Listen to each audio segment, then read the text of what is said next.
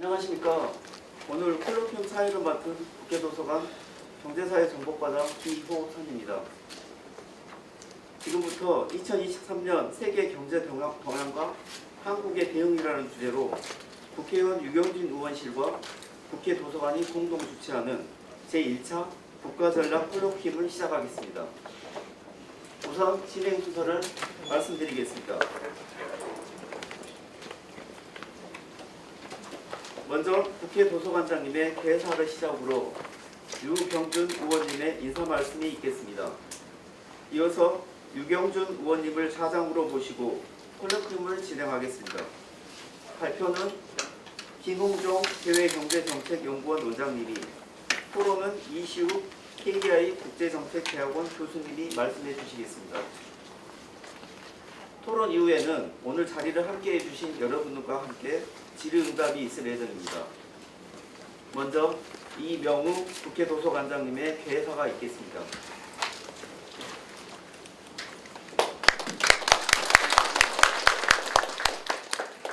안녕하십니까. 국회도서관장 이명우입니다. 오늘 제1차 국가전략 콜로퀴움을 열기로 했습니다. 먼저 열기 전에 약간의 배경을 설명해 드리고 싶습니다. 저희 국회도서관은 의정 서비스를 최상으로 하려는 71년 된 기관입니다. 올해 71주년을 하면서 마침 작년에 국가전략정보 포탈이라는 주체관도 만들고 또 올해 국가전략 센터를 넘어서 포탈을 계속 개관하게 됐습니다.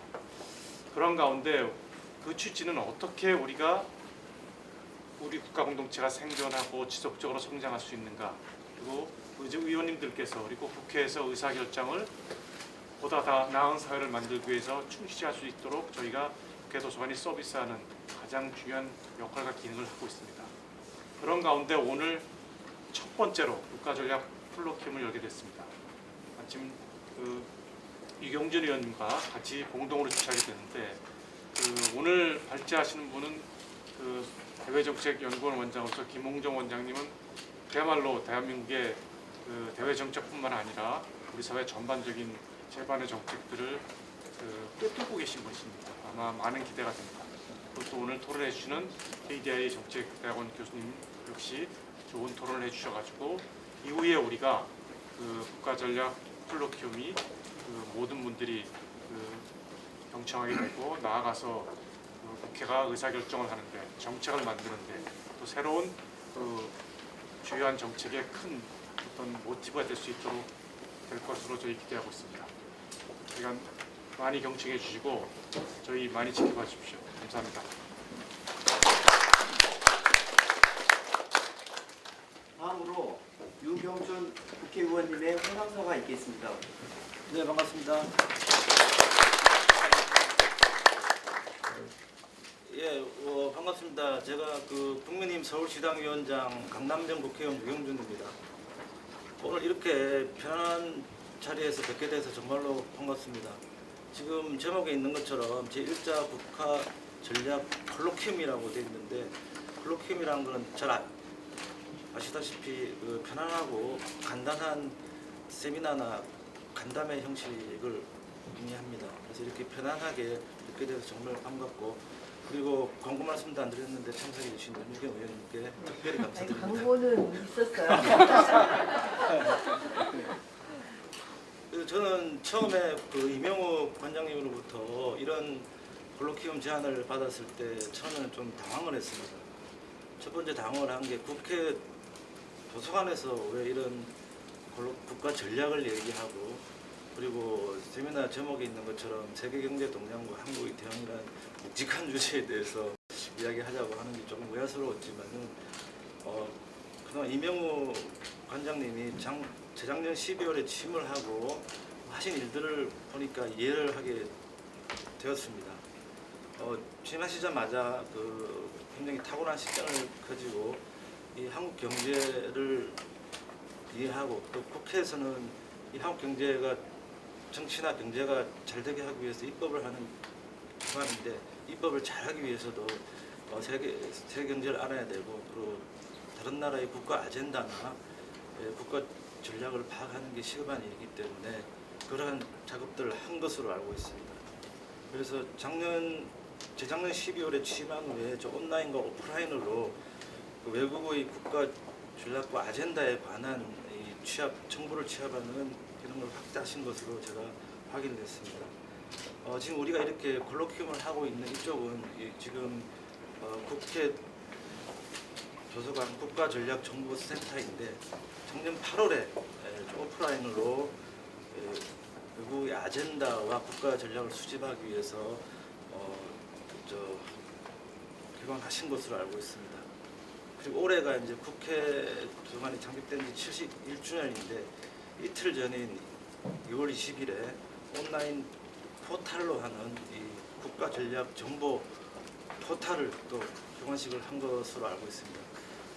그래서 1년 동안에 이 국가 전략 전 세계의 국가 전략 정보를 온라인과 오프라인으로 체계적으로 정비하는 그런 시스템을 구축한 거로 제가 파악을 했습니다. 이러한 상태에서 오늘 이렇게 2024년 세계경제 경쟁과 한국의 대응이라고 하는 것도 한국이 그동안 수출 주도로 경제 성장을 했기 때문에 해외 의존도가 굉장히 큽니다. 그래서 다른 나라의 경제를 이해하고 하는 것이 한국 경제 전략과 국가 아젠다를 수립하는 데 굉장히 도움되기 때문에 이러한 기획을 하신 것으로 이해를 합니다. 제가 혹시 꿈보다 해몽이 좋은 건 아니겠죠? 그리고 도서관하고 우리 의원실은 굉장히 인연이 깊습니다. 이 국가전략정보센터는 1층에 이제 RDC라고 통계청의 마이크로 데이터 이용센터가 있는데 그걸 확장한 게 통계 데이터 센터가 이곳에 있습니다. 아마 현지 국회의원 중에서 이 센터를 가장 많이 이용한 실이 우리 실로 생각돼서 그런 뜻깊은 관계가 있고요. 그리고 이 RDC에서 제가 3년 동안 우리 실에서 비정규직 급증 원인과 그 소득 오분위 비율, 한국의 소득 분배가 어떻게 변했냐, 소득 분배가 좋아졌냐 안 좋아졌냐 하는 것들을 실증 자료를 통해서 분석을 한 바가 있습니다.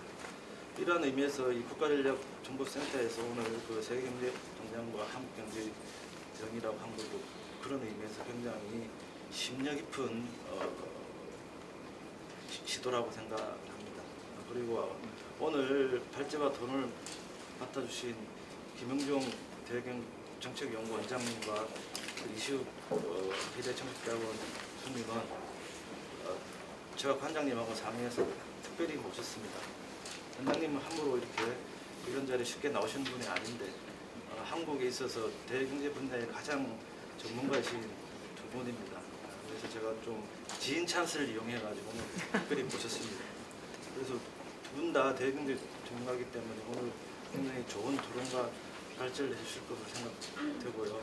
그리고 제가 토론문과 발제문을 봤는데 발제문과 토론문이 서로 구분이 안 돼서 누가 토론하는지 별잘 모르겠어서 지금 한 분은 대외경제정책연구 원장님이시고 한 분은 기대정책대학 교수님이시지만 서로 아마 좋은 토론과 발제를 하실 것으로 믿습니다. 그래서 지금 한국 경제가 위기의 상황이라고 볼 수도 있습니다. 코로나 이후에 대경제 여건이 안 좋아져가지고 또 우크라이나 전장으로 인해가지고 계속 공급 부분에 충격이 와서 물가가 상승하고 그리고 미국들은 이제 금리 인상을 하고 돈줄을 들고 있는 상황입니다. 그리고 중국 경제는 부동산 위기가 있고 중국 경제가 지금 축소되고 있는 정체되고 있는 그런 상황이기 때문에 대의존도가 큰 한국 경제로서는 굉장히 힘든 상황이고 물가 상승과 경기 침체가 함께 오는 스태그플레이션이 우려되는 상황입니다. 그래서 올해 경제 성장률은 한 1% 중반대 정도로 예상되지만은 해외 경제 의존도가 큰 한국에서 대여건이 안 좋아지면은 1%대 이하로 떨어질 수도 있다고 저는 생각합니다.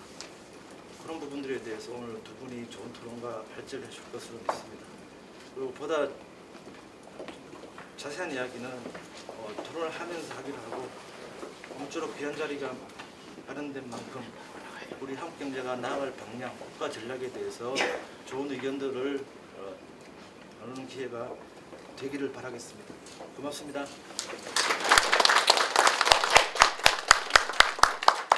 이제 발제와 토론회 진행을 맡으신 차장인 이경준 의원님께 진행을 넘기겠습니다. 네, 네 안녕하십니까. 이거 공유하실 거죠? 예. 네, 안녕하십니까. 저는 대외경제정책연구원 원장 김웅정입니다. 오늘 이렇게 귀한 자리에 불러주셔서 정말 감사드립니다. 그냥 이제 늘상 하는 얘기가 아니라 저희 우리 이경준 의원님은 저희 영국의 또 대선배이시기도 하고 사실 롤 모델이기도 합니다.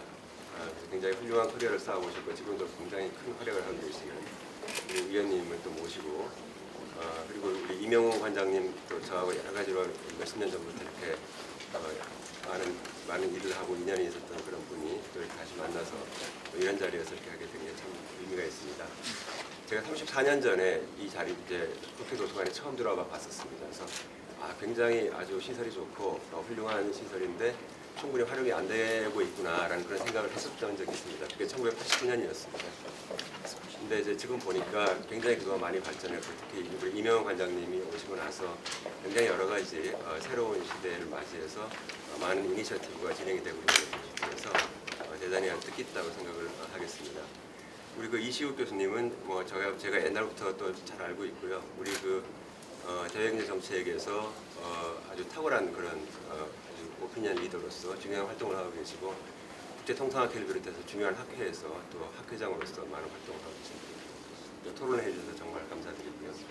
또 특별히 보니까 우리 윤주경 의원님 우리 정무위원회에서 제가 항상 이렇게 멀리서만 뵙고 그런데 와주셔서 정말 감사드리고 박성중 의원님도 오셔서 정말 감사드립니다. 제가 굉장히 오늘 가슴 벅차고 뜻깊은 자리인데 제가 말씀드리고자 하는 주제가 이게 좀 그렇게 밝은 주제가 아니어서 참 마음은 사실 좀 무겁습니다.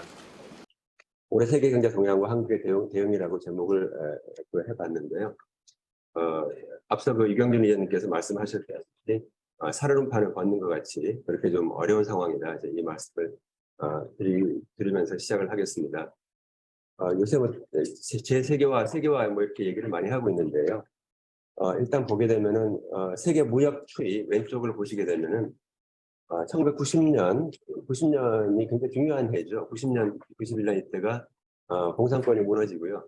공산권이 무너졌다고 하는 게 경제적인 의미에서 어떤 의미냐면은 새로운 시장이 열립니다. 새로운 영토가 열립니다.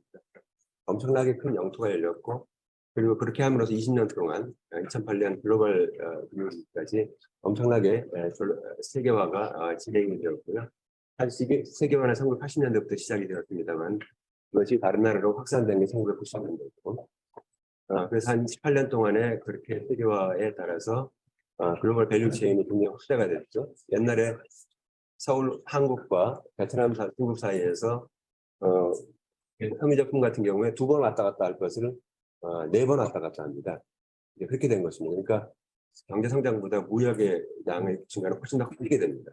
이렇게 밸류 체인이 촘촘하게 짜이게 되고요. 그래서 그거에 따라서 이 왼쪽 그래프의 왼쪽 측면같이 급격하게 세계 무역이 증가하게 되었습니다. 근데 이것이 2008년도 글로벌 경제 위기 이후에 정체됩니다. 그래서 보시면 이제 그다음부터 기울기가 이렇게 완만하게 되고요. 이것이 세계 GDP에서 무역이 차지하는 비중도 정체 또는 이제 감소하게 되는 그러한 현상을 맞이하게 됩니다. 도대체 무엇이 바뀌었는가? 세계화를 하게 되면서 세계화와 함께 각 국가 내에서의 소득 분배가 불평등이 커졌습니다. 이것에 대한 설명의 대부분은 세계화가 아니라 기술 진보 때문에 그런 것이다. 이렇게들 분석을 해보니까 그렇게 나왔습니다. 경제학자들이. 한 80%의 이유는 기술 진보 때문에 소득 격차가 커진 건데 한 20% 정도가 세계화 때문에 되는 것이다. 그런 것이죠. 과거에 선진국에서 이 종이컵을 만들었을 때는 종이컵을 그냥 만들었죠. 선진국의 비숙련 노동자 만들었는데 이것이 개도국에서 너무너무나 싼 값으로 수입이 되면서 선진국의 비숙련 노동자들의 일자리가 없어지게 되는 것이죠. 그래서 바로 이것이 물건을 수입하는 것이 따라서 일자리도 같이 따라서 없어지는 거예요. 이 안에 일자리가 들어가 있는 거죠. 이러한 것이 이제 20%의 세계화를 설명해주고 80% 기술 진보를 하는 것은 예를 들어 옛날에 이제 저희 세대는 이제 기억을 하고 저희 전 세대는 기억하겠습니다만은 요즘같이 퍼스널 컴퓨터가 없어가지고 막 이렇게 이제 옛날에는 우리가 이렇게 종이로 써서 가져가면 여의도에도 그 출판하는 곳이 있었습니다.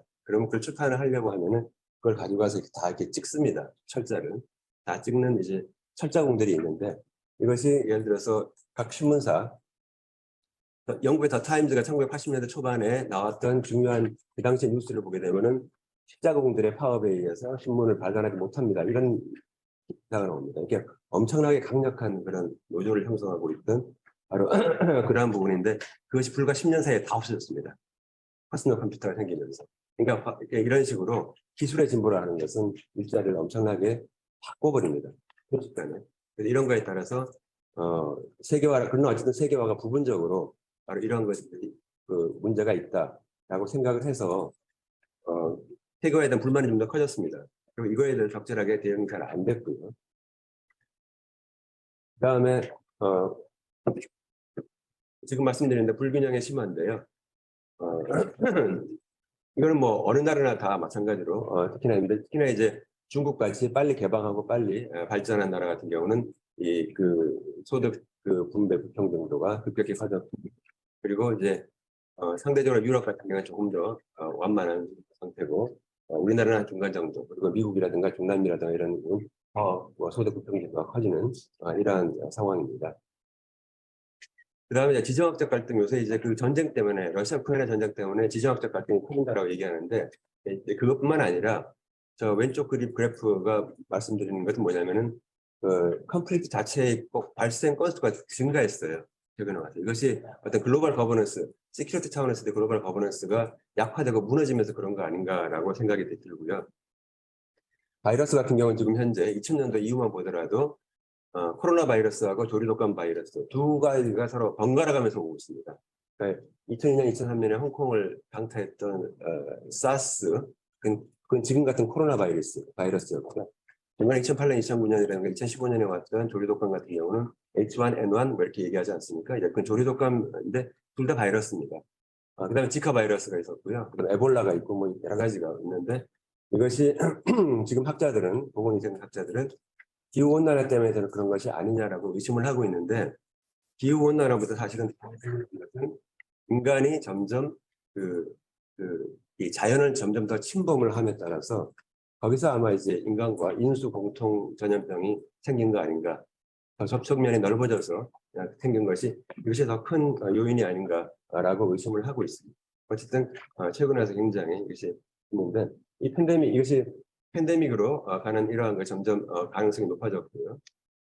그 다음에 앞서 말씀드린 대로 이제 이러한 글로벌 생산 네트워크가 정치된 데는 각국이 그래서 안 되겠다, 보호무역주의를 하자, 우리 국민들을 하자.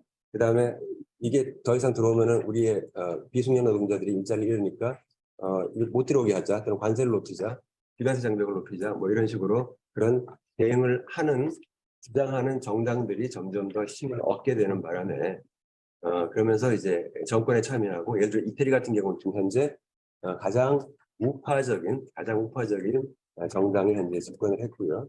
그리고 몇몇 나라에서 연립정부에서 좀 이렇게 참여를 하고 있습니다. 그래서 이와 같이 점점 보호무역주의적인 그런 이런 경향이 커지고 있고요. 오른쪽 그림을 얘기하는 것은 뭐냐면은, 최근에 와서 저희 연구원이 분석을 해봤더니 고도로 발달된 그 밸류체인, 그러니까 아까 제가 섬유 제품 4번 왔다 갔다 하는 그런 거 말씀드렸는데, 그렇게 밸류체인이 굉장히 많이 발전된 그러한 품목의 거래가 더 많이 최근에 와서 위축되고 있다, 이것을 말을 하고 있습니다. 단순한 생산 무역 시스템보다 그 얘기고요. 그래서 뭐 글로벌라이제이션 피크다 뭐 이런 식으로 그 얘기를 하고 있고요. 중요한 것은 우리가 무역이라는 건 상품 무역이 있고 서비스 무역이 있죠. 그러니까 서비스라는 게 도대체 눈에 보이지 않는데 무역을 하냐 하시겠지만, 이렇게 좀 헷갈리니까 서비스 무역에 대해서 WTO에서 정의를 내렸습니다. 서비스 무역이 한 4가지 정도가 있다라고 얘기하는데, 그게 뭐냐면은 서비스 수요자 공급자가 움직이지 않고 서로 왔다 갔다 하는 거예요. 서비스만 왔다 갔다 하는 경우가 있죠. 예를 들어서 우리나라에서 엑스레이를 찍어가지고 미국에 있는 의사한테 자료를 인터넷으로 보내면 미국에 있는 의사가 보고 나서 진단을 해가지고 이거는 뭡니다라고 진단을 해서 보내주는 이런 의료 서비스. 이거는 이제 이런 것이 있고, 그다음에 수요자가 가야지 그 서비스를 향유할 수 있는 게 있습니다. 우리가 피라미드 보려면 어떻게 됩니까? 피라미드가 와야 되나요? 우리가 가야 됩니다. 그러니까 이런 여행 서비스, 유학 같은 것도 마찬가지고. 그 다음에 서비스 공급자가 오는 서비스가 있습니다. 그래서 컨설팅 폼이 맥킨지가 서울에다 오피스를 만든다든가 이런 것이 공급하기 위해서 오는 거죠. 그리고 이제 네 번째가 이제 자연인의 이동이라 해서 사람들이 왔다 갔다 해서 서비스 공급하는 건데, 여기서 와서 중요한 게 뭐냐면은 수많은 기계에 여기 서비스가 다 들어가 있습니다. 그러니까 이제 서비스 뭐 인베디드 매니팩처링이죠. 그래서 서비스가 다 들어가 있고 웬만한 기계는 전부 다 안에 서비스가 다 들어가 있고요. 그리고 서비스가 잘 작동하기 위해서 그 안에 반도체가 다 들어가 있는 것이죠. 그래서 뭐 기계팔이라든가 뿐만 아니라 핸드폰 같은 경우도 그렇고 자동차도 조만간 좀 지나고 나면 이제는 50% 이상의 부가가치가 소프트웨어, 그러니까 서비스에서 나올 것이다 이렇게 보고 있죠. 그러니까 이와 같이 서비스가 굉장히 중요해지고 있는데 서비스 교역에 대해서 제대로 통계도 잘 잡고 있습니다만 잘 안 잡히고 이 부분에 있어서는 선진국에서도 트레이드 인 서비스, 그러니까 서비스 교육을 갖다가 에 대한 글로벌라이제이션을 더욱더 강화시키는 게 필요하다 이런 생각을 지금 하고 있습니다.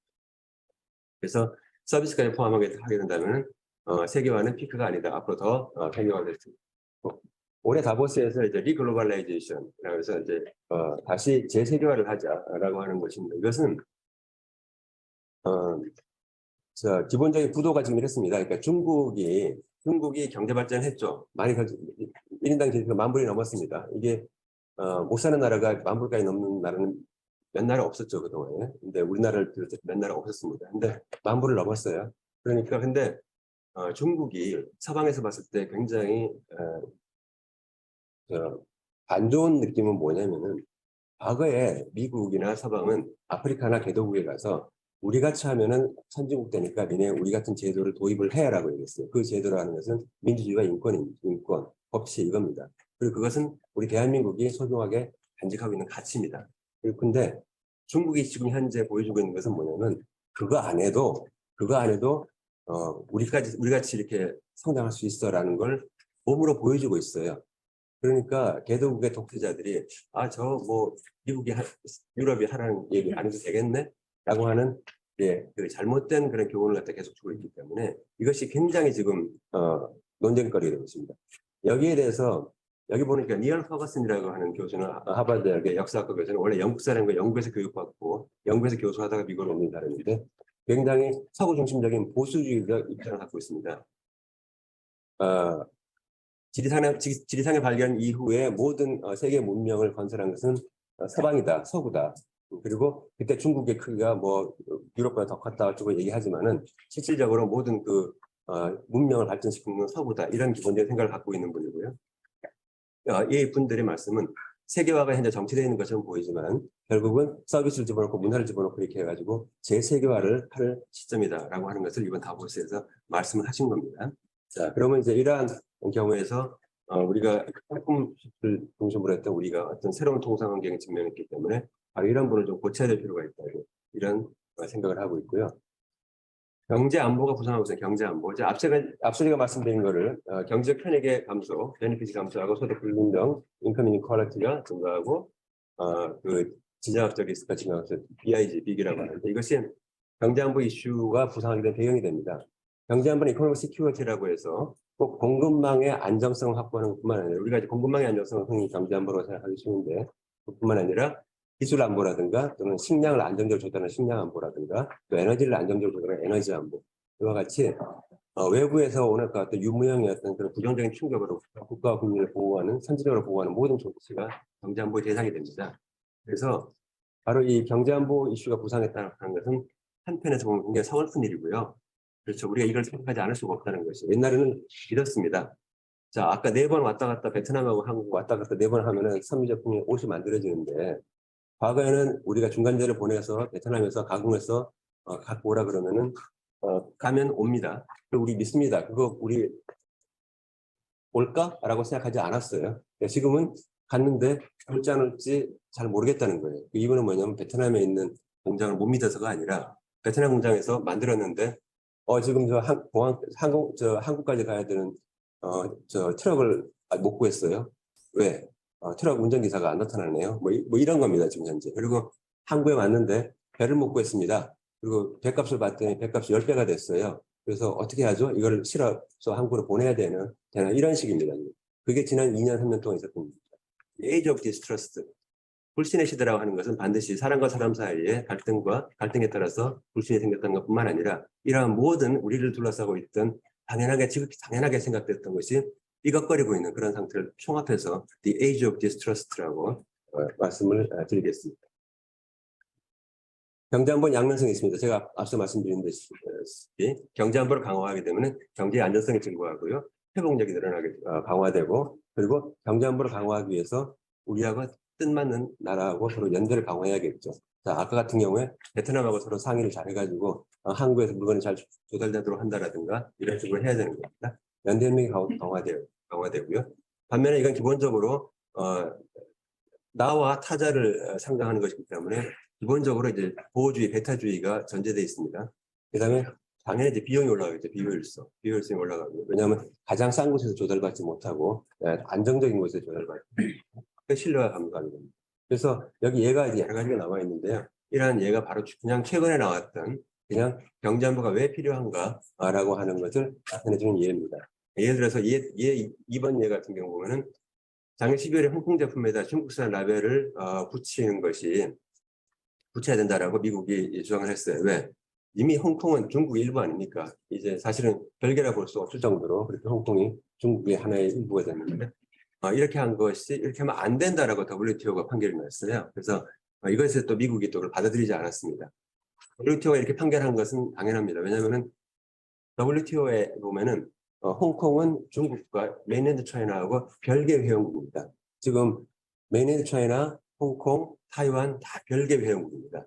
그러니까 이게 WTO 회원은 국가 단위로 하는 것이 아니라 그 독립적인 어떤 통상 정책을 하는 단위인가 이것에 따라서 회원국을 구분하기 때문에 EU도 독립적인 회원국이고 프랑스, 독일도 독립적인 회원국입니다. WTO는 왜 EU가 독자적인 통상 정책을 하고 있기 때문에 뭐 이런 겁니다. 그래서 이것에 대해서 WTO 판결을 했고 이것에 대해서 미국이 안 따릅니다. 자, 그래서 이제 이런 문제부터 시작해가지고 그래서 홍콩으로부터 어떤 경제안보 무역에서의 이제 경제안보 문제가 논의가 됐고요. 이거 되게 복잡한 건데 간단하게 말씀드리면 뭐냐면은 이 얘기는 뭐냐면은 대외 리스크가 결국 국내 리스크하고 밀접하게 연결돼 있고 대외 리스크가 커졌을 때 이것을 갖다 완충 작용할 수 있는 국내 제도가 미비하면은 이것이 커진다는 걸 말씀드리고자 하는 겁니다. 자, 그래서 우리가 살고 있는 세상이 마키아벨리의 야구 방식의 세계냐 아니면 로널드 콜즈 이론에 따라서 말하자면 시장에서 모든 것은 시장에서 해결할 수 있다라고 하는 소유권이 잘 확립되고 거래량이 없을 때 비효율성을 스스로 해결할 수 있다라고 하는 이런 세대냐. 이거 우리가 경제 원론에 보면 이제 이렇게 콜즈의 이론이 나옵니다.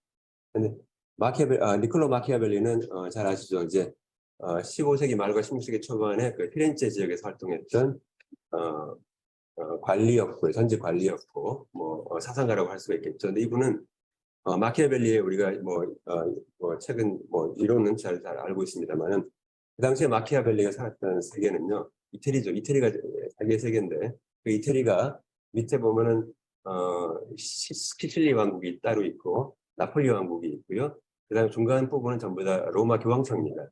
로마 교황청이 지금같이 바티칸만 있는 게 아니라 서쪽부터 동쪽 해안까지 전부 다 이게 엄청나게 큰 땅을 갖고 있어요. 로마가 교황청이. 그리고 그 위에 이제 조그만 공화국이 하나 더 있고요. 베네치아 공화국은 이 오른쪽 편을 전부 다 해서 지금의 슬로베니아, 크로아티아까지 해안까지 전부 다 이게 베네치아 공화국이었습니다.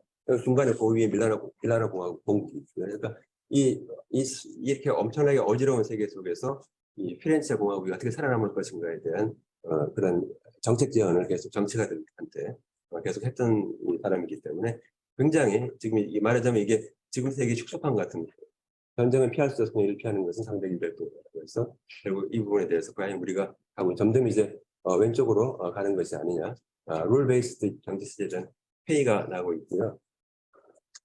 제가 이제 작년 3월부터 이제 해외로 나가는 것이 풀려서 나가고 있습니다만은 전 세계 여러 가지 포럼이 많이 있습니다. 뭐 다보스 포럼 같은 그런 포럼들이 많이 있는데 이게 놀라운 게 점점 더 이렇게 분리가 되고 있어요. 참석자들도 다 분리가 되고 있고요. 그 안에서 논의하는 논의 자체가 아주 분리되어 있습니다. 그래서 작년 3월에 카타르의 도하 포럼에서는 도하 포럼은 오거나이저가 미국과 카타르였기 때문에 또 우리가 흔히 익숙한 논리가 그대로 얘기가 되고 있고요. 4월에 라이지나 포럼에서는 그 인도 뉴델리에서 했는데 완전히 인도 뉴델리의 그 포럼은 완전히 다른 방식으로 세계를 이해하고 있구나 하는 걸 절실하게 느꼈습니다. 그리고 그것을 작년 10월 달에 모스크바에서 다시 한번 느꼈고요. 그래서 이와 같이 다보스와 그다음에 를 포함한 이쪽 그 세계의 논의하고 점점 더 분리되고 있다고 하는 느낌을 많이 받게 됩니다. 자, 현재 그 장면 주요 경제안보 이슈를 짧게 하나하나만 말씀드리겠습니다. 여기 제가 5개 정도 나왔는데요. 글로벌 공급망 문제는 지금 두 가지 측면이 있습니다. 하나는 공급망이 지금 우리가 의도하지 않게 계속 문제가 되고 있는 그 측면이 하나 있고, 의도적인 공급망 재조정 전략이 두 가지가 있습니다. 그래서 지금 왼쪽에 있는 그 표가 표를 보시게 되면 빨간색이 있는 부분이 공급망에 문제가 있는 부분입니다. 문제가 있었는데 보시게 되면 21년도 하반기에 제일 힘들었습니다. 21년도 하반기에. 그 당시에 해운 운임도요. 40피트 기준으로 해서 원래 한 1200, 1300달러 정도 했던 해운 운임이 그 당시에 12,000, 13,000까지 올라왔습니다. 10배가 뛰었습니다. 해운 운임이 10배 뛰었고요. 배를 구하기도 어려웠습니다. 그게 21년도 말이었고 22년도에 와서 우리가 희망은 계속 이것이 완화돼서 빨리 조만간 공급망 문제는 수습될 거라고 생각을 했었는데 6월 달에 전쟁이 터집니다. 이 전쟁은 러시아 우크라이나 전쟁은 공급망에 있어서는 1년 정도 지금 우리가 공급망 정상화를 늦추고 있습니다. 그러면 그동안에 있었던 얼마나 많은 정책 비용이 생겼겠습니까? 그래서 지금 와서는 여기 보시기에는 운송과 생산 부분에서 약간 좀 파란색이 좀 나오기 시작하지 않습니까? 운송과 생산 부분은 조금 좀 풀리고 있습니다. 아까 말씀드린 대로 해운 운임이 1200, 1300에서 12,000, 13,000 10배 올랐다가 지금은 2,000입니다. 2,000까지 내려왔습니다. 그리고 중요한 건 지금은 배를 구할 수가 있습니다. 베트남 다낭에서 물건을 선적하는데 배가 있긴 있어요. 옛날에는 12,000불 주고도 배를 구할 수가 없었습니다. 그러나 여전히 원자재와 노동에서 문제가 있습니다. 노동시장이 계속 타이트해서 계속 이자율을 올려야 된다라고 하는 것이 미국 중앙은행을 비롯한 중앙은행들의 공개적인 논리입니다. 그런데 노동시장이 계속 타이트합니다. 지금 사람을 구할 수가 없습니다. 이게 왜 그런가요? 그래서 흔히 나오는 설명이 뭐냐면은 비대면 산업 구조가 바뀌었다는 거예요. 옛날에 택시 드라이버 하시던 분들이 이거보다 택배하는 게 훨씬 낫다는 거죠. 왜? 전부 다 비대면을 선호하니까 택배가 굉장히 활성화되지 않았습니까? 그래서 이것이 산업 구조의 전환, 비대면이 활성화됨에 따라서 팬데믹 이후의 새로운 현상인데 이것이 팬데믹이 끝나도 안 바뀔 것이다 라고 하는 게 이제 첫 번째 설명인데요. 급격한 산업 구조 전환에 따라서 노동자 사람이 없다고 하는 건데 그것과 함께 중요한 다른 두 가지 요인을 제가 말씀드리고자 합니다. 첫 번째는 뭐냐면은 경제활동 인구가 줄었습니다. 비경제활동 인구 다 빠졌어요. 우리가 팬데믹 이후에 다 집안에 안고 정부가 보조금을 주면서 집안에 들어와서 비경제활동 인구로 빠지게 되면 실업률은 안 잡히게 되는 것이죠. 그래서 그것이 굉장히 근데 그것이 전 세계적으로 현재 회복이 안 되고 있어요. 두 번째는 뭐냐면 우리가 중요한데 간과하고 있는 것이 뭐냐면은 국제적인 노동 이동이 과거에 굉장히 많았습니다. 단기적인 이동, 단기적인. 그러니까 이민 이런 거 말고요. 계절 노동, 계절 이동, 단기적인 이동이 되게 많았습니다. 예를 들어서 우리나라에서 수학철 때 동남아에서 동남아 분들이 오셔가지고 수학 기간 6개월간 근무하고 다시 돌아갑니다. 이분들은 자기의 신뢰를 크레딧을 쌓아야 되기 때문에 돌아가요. 돈을 많이 번 다음에 돌아가서 있다가 또 6개월 뒤에 다시 또 옵니다. 그러면 이 사람 돌아가는 사람이니까 우리나라도 쉽게 받아줍니다. 불법 처리할 사람이 아니기 때문에. 이런 식으로 해서 계속 왔다 갔다 하는 분들이 최소한 7만 명이 됩니다. 근데 이 사람들이 못 왔어요. 팬데믹이. 우리나라만 그런 게 아니고요. 영국도 그렇고 영국에서도 딸기를 수확해야 되는데 수확할 사람이 없고 프랑스는 포도 와이너리 보시게 되면은 옛날에 보면 혹시 영화 보면 뭐 부르고뉴에서 어쩌고 무슨 인생 뭐 이런 거 있지 않습니까? 그 영화 보신 분 계십니까? 거기 보면 이제 그 여자 주인공이 포도 맛을 보면서 포도를 언제 따야겠다 하지 않습니까? 그러니까 언제 따는 게 좋으냐? 화요일 날 따야 되느냐? 아니야 목요일 날 따자 이러거든. 목요일 날 따자. 목요일 날 좀 가면 적당히 익는다는 얘기잖아요. 화요일 날 따면 안 됩니다. 맛이 달라집니다. 그럼 목요일 날은 목요일 날 따야 돼요. 농산물의 특성은 수확기를 시간을 정확히 맞춰야 됩니다. 지금 그게 안 맞춰져요. 그게 왜 사람을 못 구해가지고. 그러니까 이것이 굉장히 그 국내 노동시장을 굉장히 타이트하게 만들고 있고요. 바로 이러한 부분에 따라서 노동시장이 지금 문제가 있는 건데 이걸 갖다가 금리라고 하는 정량지표에 따라서 조정하려고 그러면 큰일 납니다. 그러니까 그렇게 미슬리딩 할 수 있으니까 이런 부분을 고려해서 이런 부분에 대해서는 우리로 치면 E9, H2 E9 비자가 이제 그런 겁니다. E9 고용허가제인데요. 이런 식으로 그걸 좀 풀어준다든가 이런 방식을 통해 가지고 정성적으로 해서 해결을 해야지 금리 계속 노동시장 타이트하니까 노동시장에서 사람 생길 때까지 계속 금리 올리자 이렇게 하면 안 된다는 거죠. 그 다음에 이제 그다음 의도적인 공급망 재조정은 언론에 많이 나온 건 얘기입니다. 미국이 반도체 과학법하고 그리고 IRA 인플레이션 감축법을 바이든 등이 사인해가지고 지금 발효가 되어 있고요. 근데 이 IRA는 막판에 가서 7월달에 막판에 가서 이제 그 민주당의 조 맨친 의원이 그 석탄 산업 쪽을 자기 지역구로 갖고 계신 분인데 이분이 우리나라를 배제하는 바람에 갑자기 이제 IRA가 우리한테 문제가 됐고요. 작년 말에 또 이제 우리가 약간 좀 계속 그동안 계속 협상을 해가지고 조금 숨통을 터놨는데 올 초에 지금 또 조 맨친 의원이 또 그 우리 개선된 거를 또 이제 무력화시키는 법안을 지금 계류 중에 있습니다. 그래서 이와 같이 계속 이제 굉장히 지금 이 문제는 진행형이다 이 말씀드리겠습니다. 그리고 최근에 2월 7일 날 바바라고 하는 법이 미국에서 발의가 됐는데 바바는 뭐냐?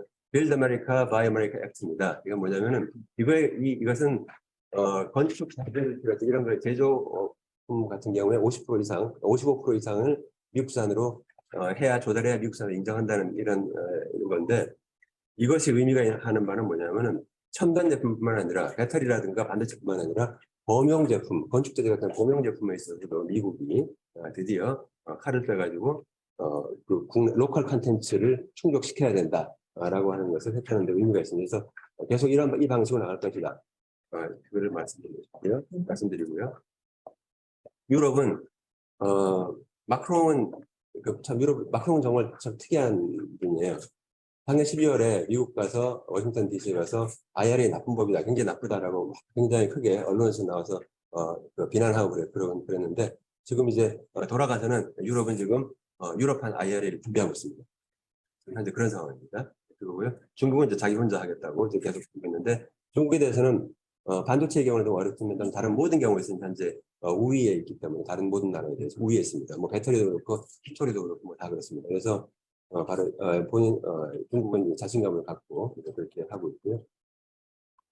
그래서 근데 이게 지난 5년 동안 또 지난 2010년대 중반부터 지금까지를 봤을 때 이 두 개의 그래프 말하는 건 뭐냐면요.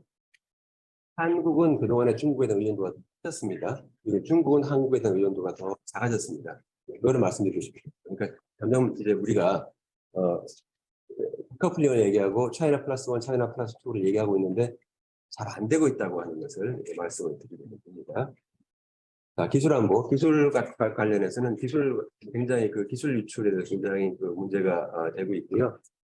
미국과 EU는 서로 TTC라고 해서 무역기술위원회, 트레이드 앤 테크놀로지 카운슬을 해가지고 TTC를 해서 현재 서로의 스탠다드를 기준을 맞추고 있고요. 미국은 이쪽으로는 TTC, 이쪽으로는 IPF로 해서 현재 그걸 맞추는 그런 작업을 했습니다. 그 말씀을 드리고 싶습니다. 한미 간 핵심 기술의 공동 개발에 대해 현재 작년에 정상께서 한미 정상회담 할 때 바로 이걸 합의를 했습니다. 그래서 앞으로 이 부분에 대해서 계속 할 것입니다. 자, 그리고 이제 이게 놀라운 게 우리나라가 중국에 공장이 있습니다. 반도체 공장에 거기서 생산을 하고 있습니다. 삼성도 그렇고 SK도 그렇고 생산하고 있는데 지금 그것이 있고 그것뿐만 아니라 중국의 반도체 수요가 굉장히 크기 때문에 우리가 많이 수출합니다. 작년 같은 경우에 한국의 반도체 대세계 수출의 50% 이상, 51.3%가 중국으로 왔습니다. 그러니까 그 얘기가 뭐냐면 우리 입장에서는 중국한테 절대적으로 의존하고 있는 거고요. 중국 입장에서는 우리한테 많이 의존하고 있는 그런 얘기입니다. 그래서 여전히 중국 수출이 중요한데 하반기 때 가서 우리 경제가 좀 잘 될 수 있다고 하는 그런 가능성은 결국은 바로 중국 경기가 살아날 것이라고 하는 그런 가능성 전제하고 있습니다. 그래서 핵미 반도체에서 굉장히 양측의 의존도가 크다고 하는 것을 말씀드리고 있고요. 에너지 관련해서는 에너지는 지금 현재 계속 문제가 되고 있는데 에너지가 그 전쟁 이후에 이거는 특히 이제 전쟁 이후에 에너지 문제가 계속 되고 있고요. 원유하고 천가스 시장 좀 다릅니다. 원유 시장은 굉장히 통합된 시장이라서 상당히 이렇게 조정이 되는 데 비해서 천가스는 장기 계약에다가 개별 계약을 하기 때문에 이게 뭐 평균적인 가격은 우리가 계산할 수 있어도 각 계약마다 굉장히 다릅니다. 그리고 우리가 카타르에 대해서 20년간 장기 계약을 하고 있어서 에너지 천연가스 조달에 문제가 없다라고 얘기하는데 그 계약 내용을 보면요. 물량을 개런티한 겁니다. 물량을 개런티한 거고 가격을 개런티한 게 아니에요. 그렇기 때문에 가격은 그 당시에 도입될 때의 그 유가에 연동한다고 되어 있기 때문에 결국은 그 유가 변동, 천연가스 변동의 그 위험은 그대로 노출되어 있다 이 말씀드리고, 왜냐하면 카타르가 지금 굉장히 우위에 모든 나라들이 계약을 그렇게 하고 있습니다. 뭐 앞으로 20년간 $30에 무조건 공급한다 이거 아니에요. 이거 아니기 때문에 이러한 위험이 계속 있고요. 그래서 천연가스가 계속 문제다. 그래서 올해도 천연가스가 계속 문제가 될 것이다. 내년에도 계속 문제가 될 것이다. 그것이고, 그 다음에 천연가스 중에서 파이프라인이라는 PNG가 있고, 우리 같은 액화 천연가스 LNG가 있는데, 한국, 중국, 일본 같은 이쪽 나라들은 전부 다 LNG를 좀 다 받고 있죠. 그런데 유럽은 그동안에 러시아로부터 PNG를 주로 많이 받았는데, 이것이 지금 어떻게 되고 있냐면은, 이번 전쟁으로 PNG가 끊기게 되니까, 유럽이 드디어 LNG 시장이 나타났어요. 우리한테는 별로 달갑지 않은 소식입니다. LNG 작년에도 카타르에 독일이 또 다녀가서 계약하자고 막 그렇게 했거든요. 그래서 LNG 시장에 다녀갔는데 LNG를 함부로 그냥 받으면 될 수 있는 게 아니라 LNG는 시설이 필요합니다. 저장 시설이 있고 그다음에 LNG 액화에서 갖고 온 거를 기화해야 됩니다. 기화 시설이 필요해요. 기화가 굉장히 중요합니다. 위험하고요. 그래서 기화 시설을 짓고 하는데 이 시설을 짓는데 3년이 걸립니다.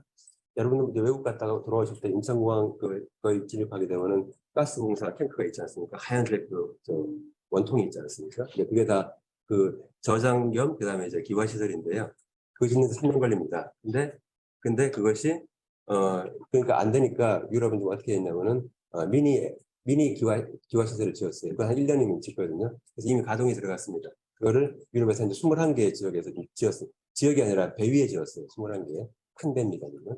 연안에다 배를 정박시켜 놓고 21개를 지어가지고 LNG를 갖다가 이제 기화시켜서 조달을 받고 있는데, 지은 사람들은 민간인이고 민간업자가 정부하고 각국 유럽 정부가 계약을 할 때 10년, 최소한 10년 계약을 했어요. 그러니까 10년 동안 그 시설을 정부가 안 쓰더라도 돈을 계속 내야 됩니다.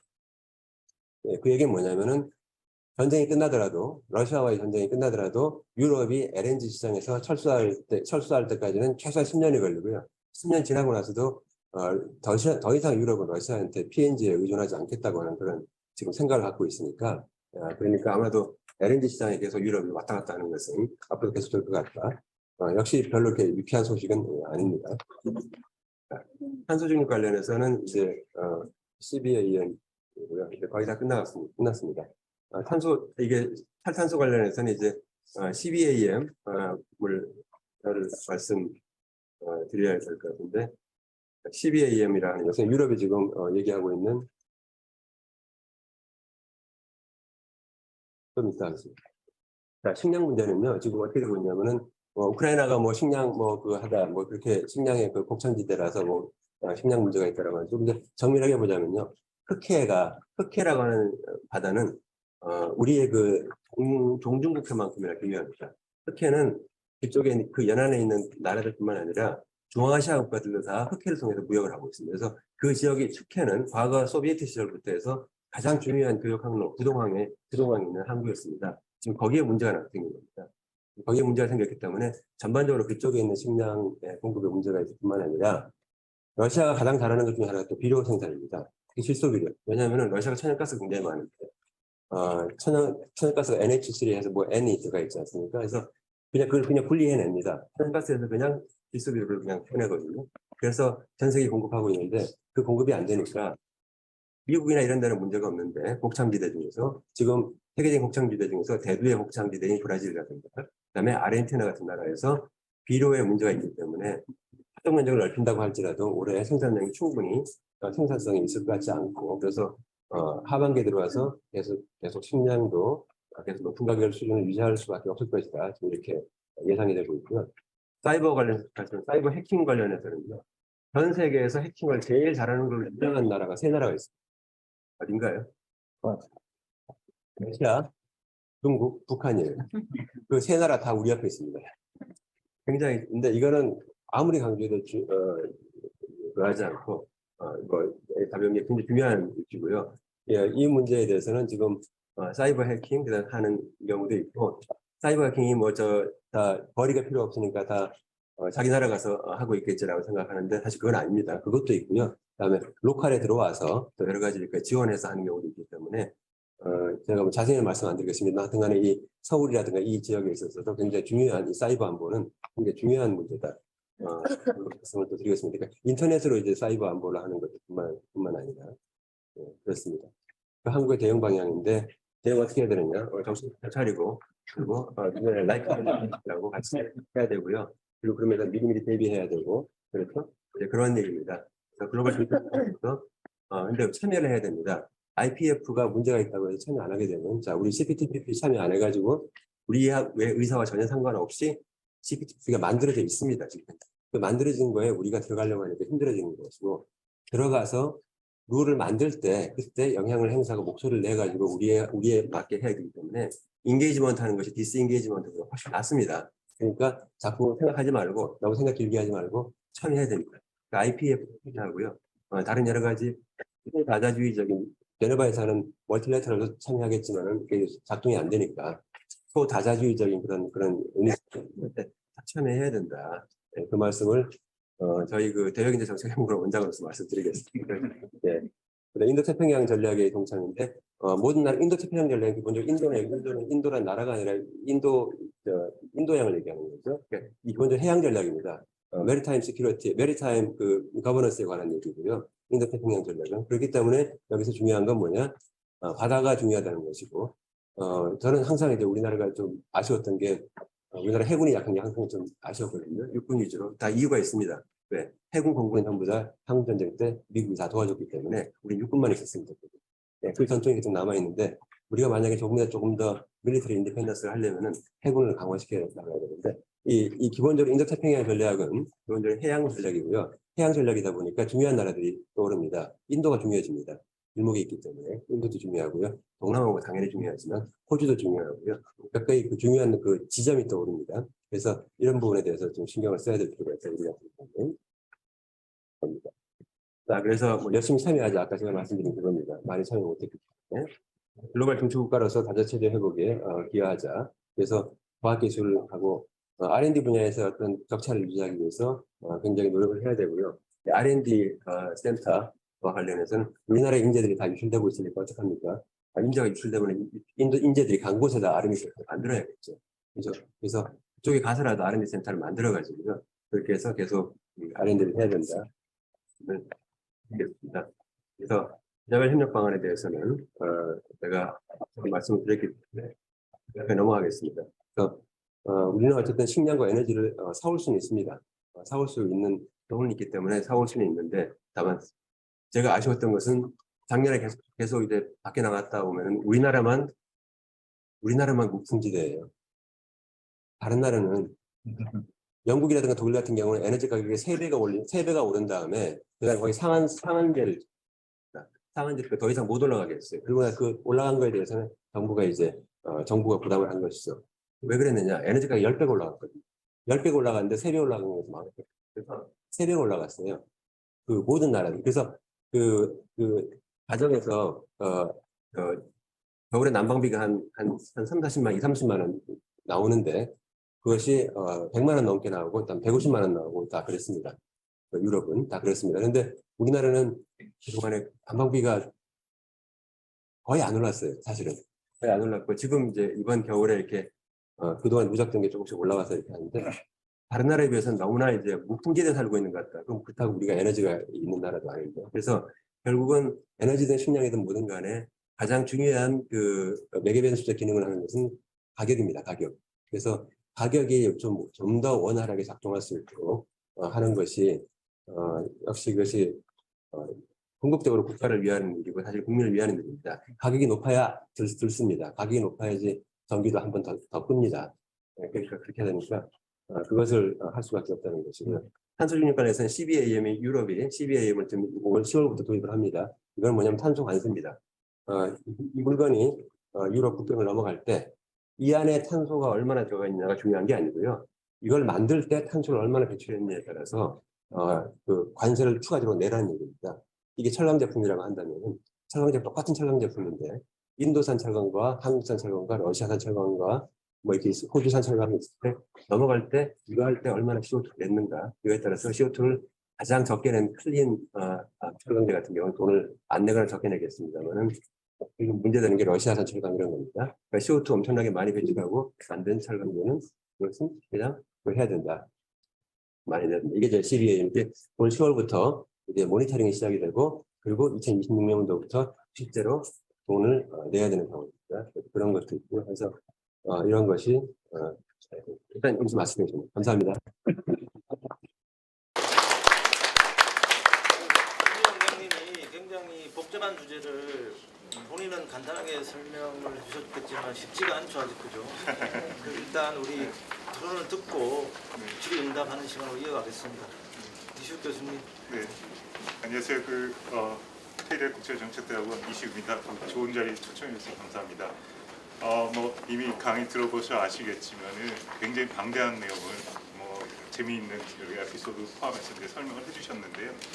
아까 유경규 의원님이 말씀하신 대로 이게 토론이 토론대로 같지 않다는데 저는 그냥 그래서 조금 더 보완하면서 추가적으로 조금 이해할 수 있는데 도움을 수 있는 그런 내용을 중심으로 좀 말씀드리겠습니다. 아까 이미 말씀하신 대로 굉장히 지금 통상 여건이 굉장히 어려운 것처럼 지금 느껴지고요. 특히 지난 한 30년간 그러니까 대강 글로벌 금융 이후 전에는 자유무역이 진짜 좋은 거라고 생각했는데 갑자기 이제 국가마다 이게 뭐 자유무역 말고 이게 딴 걸 하려는 이런 흐름이 있기 때문에 전체적으로 뭔가 사람들의 생각도 좀 바뀌고 정책의 방향도 사실은 바뀌는 게 사실입니다. 그런데 아까 그 세계화에 대해서 말씀을 해주셨는데 제가 조금은 좀 희망적인 말씀을 좀 드리려고 해요. 그러니까 지금까지 대체적으로 보면 이제 세계화하면은 앞으로 탈세계화로 가고 굉장히 하여간 그 새로운 세상이 올 것 같은데 아직까지 앞으로는 모르겠습니다. 아직까지 실물 흐름을 보면은 아까 그 김웅종 그 원장님께서 보여주신 것처럼 대강 수출이 쭉 늘어나가 전 세계에서 대강 글로벌 금융위기에서 또 정체되는 느낌이 드는데 지금 그 왼쪽 그림을 보시면은 지금 이게 막대 그래프가 있잖아요. 이게 뭐냐면은 수출을 가격으로 나눠본 겁니다. 그래서 물량이 얼마나 증가하냐 보면은 대체적으로 증가하는 수준이 계속 지금 증가하고 있습니다. 그러니까 팬데믹 때도 그렇고 잠깐 줄었다가도 늘어나고요. 지금 2022년까지 데이터를 4분기까지도 보더라도 물량은 계속 늘어나고 있거든요. 그래서 흐름을 보면 대체적으로 어떠냐면 이게 단가하고 같이 움직입니다. 단가에서 특히 이제 중간재, 원자재, 원유 이런 가격이 지금 왔다 갔다 하는 거거든요. 그렇기 때문에 전체적으로 이게 줄어드는 것 자체가 사실은 물량은 여전히 건실하게 지금 늘어나고 있는 이런 상황이라고 봅니다. 그리고 특히 지금 미중 분쟁 이렇게 포함해서 여러 가지가 있는데도 불구하고 해서 우리가 세계화를 볼 때 이게 제가 아까 말씀드린 수출이 어떻게 되느냐, 그다음에 GDP 대비 수출의 비중이 어떻게 되냐인데 단가하고 굉장히 관련이 있다고 보시면 됩니다. 그리고 옆에 보시면은 지금 팬데믹이 일어나면서 전 세계 외국인 직접 투자가 뿐 아니라 장기에도 굉장히 많이 줄어들 것 같다. 왜냐하면은 팬데믹 오고 아까 말씀하신 대로 공급망도 이상해지고 이러다 보니까 이걸 외국 꼭 이걸 투자를 해야 되는 게 안정적이냐? 또 리쇼어링 얘기를 하잖아요. 근데 그림에 보시는 것처럼 실제적으로 조금 줄다가 그 팬데믹 이후에 생각보다 아주 급하게 V자형으로 지금 늘어나고 있습니다. 이게 선진국의 투자 보면은. 그리고 개도국 투자는 계속 점진적으로 늘어나고 있습니다. 물론 2000년대보다는 조금 속도가 줄어든 건 사실이지만은 그래서 실물 경제 입장에서 봤을 때 수치를 보면은 생각보다 언론이나 여러 사람들이 얘기하는 것보다 아직까지는 그 종합 지표에서 좀 건실하다는 느낌이 들고요. 세계화라는 걸 봤을 때 그 세계화를 도대체 뭘로 이해해야 되느냐? 세계화가 어떤 걸로 정의되느냐 이렇게 생각하면 아까 얘기대로 수출 의존도 이런 걸 볼 수 있는데 사실 우리가 진정한 의미의 세계화는 어떻게 볼 수 있냐면은 세계가 한 국가가 되는 겁니다. 그게 뭐냐면 국가마다 가격이 그렇게 큰 차이가 없어야 돼요. 관세가 높으면 가격 차이가 크잖아요. 그래서 대체적으로 우리가 그 올로크하고 그 윌리엄스라는 교수 아주 유명한 사람이 세계화라는 건 마치 그야말로 국경이 없는 세상이기 때문에 대체적으로 가격이 비슷해져야 된다라고 하는 거거든요. 그래서 보통 이제 가격을 볼 때 이런 문헌에서 이제 상대 가격 수준이라고 해서 구매력 평가 지수를 그 명목 환율로 해서 이제 나눈 값을 따지거든요. 저기 보시면은 표준 편절 변동계수를 보면은 오히려 2000년대 한창 세계가 진행할 때보다 수렴은 지금 잘 되고 있습니다. 그렇게 본다 그러면 우리가 만약에 이 지표가 진짜 세계화의 지표라 그러면은 탈세계화 이 얘기를 안 해도 되는 그런 상황이라고 볼 수 있는 거죠. 그래서 대체적으로 보면은 실물 지표에서는 그러니까 이게 탈세화가 아니다. 뭐 세계화가 계속 뭐 어떻다라는 얘기보다는 오히려 실물 지표에서는 생각보다 사람들이 얘기하는 것보다 크게 안 나타나다. 팬데믹의 영향도 생각보다 그렇고 뭐 미중 분쟁 여러 가지에서 덜 나타나는데 문제는 그걸 이제 보통 디팩토 글로벌라이제이션이라고 얘기하거든요. 이건 시장에서 나타나는 글로벌라이제이션입니다. 근데 이제 반대로 폴리시 드리븐 돼 있는, 그러니까 뭐 사람이 바뀌는, 그리고 뭐 전쟁이 일어난다든지 뭔가 사람이 변화해서 하는 디글로벌라이제이션은 확실히 안 좋습니다. 그러니까 이제 정책 환경이 바뀌게 되고 그 정책 환경이 가장 크게 바뀌게 된 가장 그 트리거가 뭐냐 하면은 결국 아까 말씀하신 대로 대체적으로 막 자유무역 많이 했는데 소득 불평등도 굉장히 높아지고, 그리고 이제 중상층의 그 뭐 실질 소득도 굉장히 그 그냥 정체된 상태로 오래 가고, 이러다 보니까 이제는 더 이상 못 참겠다 이겁니다. 자유무역을 통해서 이렇게 하는데 실제 이게 꼭 자유무역의 문제는 아닌데, 뭔가 선거에서 이게 아까 말씀한 80%가 기술자 그랬을 때 예를 들어서 뭐 그 바이든이나 트럼프가 나와갖고 이게 기술 문제입니다 이렇게 얘기하는 것보다는 아 이게 중국 월마트 가보세요 중국 제품 아니에요 중국이다 해갖고 오히려 생각보다는 무역에서 주는 영향 자체를 과대평가, 그러니까 정치적으로는 이런 측면이 좀 있다고 볼 수 있겠습니다. 그래서 앞으로는 사실은 어떤 형태로든 정치도 당연히 생명을 갖고 움직이고 하기 때문에 이거를 사실은 바꿔가기는 힘들 것 같아요. 사람들이 이거를 완전히 벗어나기는 꽤 오랜 시간이 걸릴 것 같고, 그다음에 당연히 이제 미국하고 중국의 패권 경제 문제도 있겠죠. 그리고 여전히 뭐 자원이나 이런 문제에서 계속 그 뭐 분쟁도 일어났기 때문에 아마 폴리시나 정치적인 거, 사람에 의해서 되는 전쟁 이런 것 때문에 사실은 디글로벌라이제이션에 대한 위험도가 굉장히 높기는 높다. 뭐 이렇게 보시면 되겠습니다. 그리고 이제 세계화라고 얘기했을 때 세계화가 상품의 움직임도 있고 서비스의 움직임도 있고 사람의 움직임도 있고 자본의 움직임도 있고 기술의 움직임도 있습니다. 지식의 움직임. 근데 이제 점점 디지털화가 진행되다 보니까 옛날에 우리 세계화했을 때는 상품을 봤는데 이제 점차 사람이 움직이냐 자본이 움직이냐 그다음에 이제 특히 아까 말씀드린 서비스가 어떻게 되냐 문제에 있다가 이제는 점점 더 기술 지식이 얼마나 서로 교류되느냐 이런 측면에서 봤을 때는 뭐 데이터 양이나 뭐 그 봤을 때 이게 오히려 굉장히 늘어나고 있잖아요. 폭발적으로 늘어나고 있잖아요. 그러니까 대체적으로 보면은 우리가 직면하는 세계화를 꼭 탈세화로 보다기보다는 정치적인 그러니까 굉장히 프레셔가 있는 상태에서 뭔가 역동성을 가지고 세계화가 움직이는데 상품으로 보기 시작하면 세계화가 조금 달라져 보이고 예를 들어서 기술로 보이는 세계화는 또 달라 보이고 뭐 이런 측면이라고 해서 이해를 하시면 될 것 같습니다. 그리고 그 미중 패권 경쟁 좀 말씀을 간단하게 드리면은 대체로 이제 상호 압박하고 비용이 상승하다가 위기가 되다가 타협하는 이런 형태로 갈 것 같아요.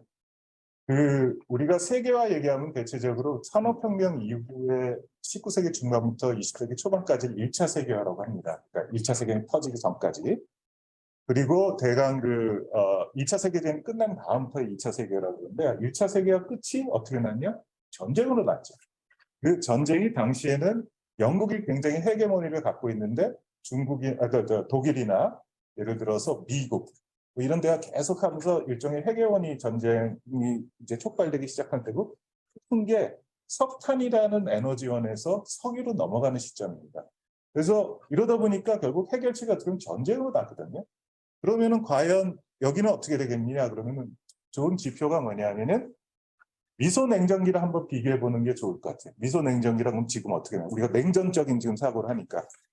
근데 당연히 이제 지경학적 양극성이 존재한다든지 아니면 뭐 체제가 일단 독재형 정치 구조라든지 이런 거는 굉장히 유사하고 그래서 우리가 갖고 있는 민주적 가치와는 굉장히 거리가 먼 느낌을 갖고 있는 두 나라 이렇게 생각할 수 있는데 반대로 생각하면은 그때는 이렇게 갈려 있는 상태에서 경제적인 교류도 사실 불락이 많았어요. 그러니까 소연방 위주로 돌아가는 경제 그리고 사실은 이렇게 그 자본주의 경제로 해서 하는 물론 거래는 있었지만은 그러니까 그래서 지금은 근데 뭐 미국의 가장 큰 경제 파트너, 중국의 가장 경제 파트너는 현실적으로 사실은 서로 미중 양쪽이거든요. 그러니까 초연결성이 있기 때문에 사실은 이거를 끊기가 쉽지 않은 부분이 있고요.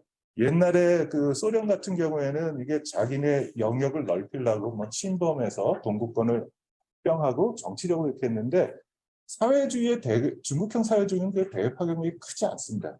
그리고 우호적인 동맹 관계도 굉장히 상대적으로 적고요.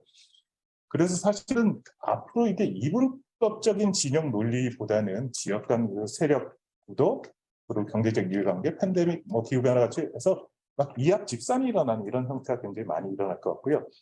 그리고 여러분 중국하고 미국 얘기하는데 한 2050년 가면 어떻게 되느냐?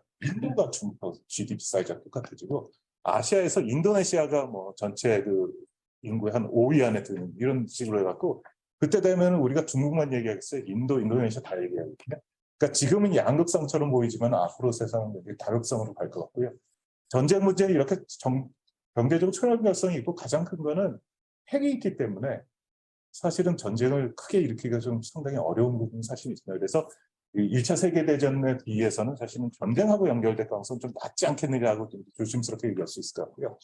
자, 이제 그럼 디지털 전환하고 뭐 몇 가지만 조금 더 말씀드리면, 그러니까 디지털 전환하면은 그냥 언뜻 생각할 때 우리나라 공기업도 가지고 디지털 전환이 중요하다 그래갖고 뭐 디지털 전환 뭐 하는 본부도 만들고 이러는데, 그래놓고 보면 디지털 전환인 것 대체적으로 그냥 디지털화하는 거. 근데 디지털 전환은 그게 아니라 아예 이런 뭐 그 여러 가지 디지털 지식이나 이런 걸 이용해서 비즈니스 모델이 바뀌는 거예요. 그냥 단순히 내가 기계만 잘 사용하고 이걸 하는 게 아니라 비즈니스 모델이 바뀌는 거거든요.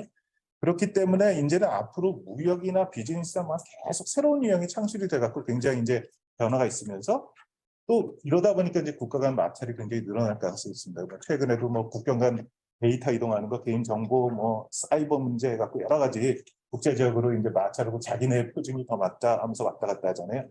그러니까 아마 이런 얘기가 이제 계속 좀 진행될 가능성이 크고요. 그리고 이제 디지털 전환이 이루어지면 또 뭐 문제가 생기냐면은 우리는 지금 제조 서비스도 이렇게 나눴는데 사실 디지털 대부분이 서비스거든요. 그러다 보면은 제조업하고 서비스업이 도대체 어떻게 구분이 되는지의 문제가 이제 점점 생길 거예요. 그러니까 둘 사이의 경계가 계속 융합이 이루어지면서 경계가 어디냐? 뭐 이런 얘기를 할 수 있을 것 같고요. 제가 대표적으로 그 아주 미시 데이터를 봐서 한번 계산을 해봤는데 이게 우리나라에서 제일 큰 전자업계 대기업 A입니다. 근데 실명을 밝히지 못하기 때문에 저렇게 돼 있는데 2006년에 대강 이제 고용 인원 중에서 그러니까 이 기업에서 고용한 인원 중에서 서비스 직무를 하는 사람, 뭐 R&D라든지 뭐 이런 걸 쭉 하는 사람들을 사무보고 이런 사람들의 포션을 보니까 32% 정도 돼요. 그러니까 10명 중에 7명이 여전히 제조에 관련된 일을 한 사람이었는데 2018년 되니까 이제는 서비스하는 사람이 반 이상이 넘습니다. 그러니까 사실은 기업들에서도 안에서도 이렇게 디지털 전환하면서 매뉴팩처링, 우리가 생각하는 제조업의 이제 특성이 점점 변하고 있는 이런 측면이 굉장히 강하다고 볼 수 있습니다. 그래서 이제 디지털 전환하면 이제는 그럼 글로벌 밸류체인이 어떻게 될까 하면은 디지털하고 AI 막 이렇게 생기면 가장 큰 게 뭐냐면은 점점 기계가 발달하니까 사람을 대체할 가능성이 굉장히 크죠. 지금까지 글로벌 밸류체인은 게 뭐야? 중국과 갖고 좀 인건비 싸게 하려고 그러는데 문제는 굳이 저기가 갖고 인건비 싸게 할 필요 없고 기계로 대체할 수 있는 거거든요. 그러다 보니까 글로벌 밸류체인이 점점 미중 이것뿐만을 떠나서라도 이제 점점 바뀌게 되는 겁니다. 그러면서 이제 굳이 외국 가서 안 해도 되는 이런 게 생기는데 문제는 이제는 앞으로 밸류체인은 어떻게 될 거냐 그러면 이게 점점 줄어들면은 장땡이 거기다가 이제 막 이렇게 서로 왔다 갔다 하는 게 좀 여러 가지 문제가 생기면은 그냥 내수 시장이 가장 큰데 그 지역에서 큰 밸류체인이 하나 생기고 그 외에 이제 고정적이 크니까 여러 가지 밸류체인을 만들지 못한다 그러면 거기서 뿌려주는 형태. 그래서 사실은 중국이라는 나라를 지금 우리가 위중했을 때 단기적으로 전술적으로는 미국 하지만은 사실은 중국을 영원히 버리지 못하는.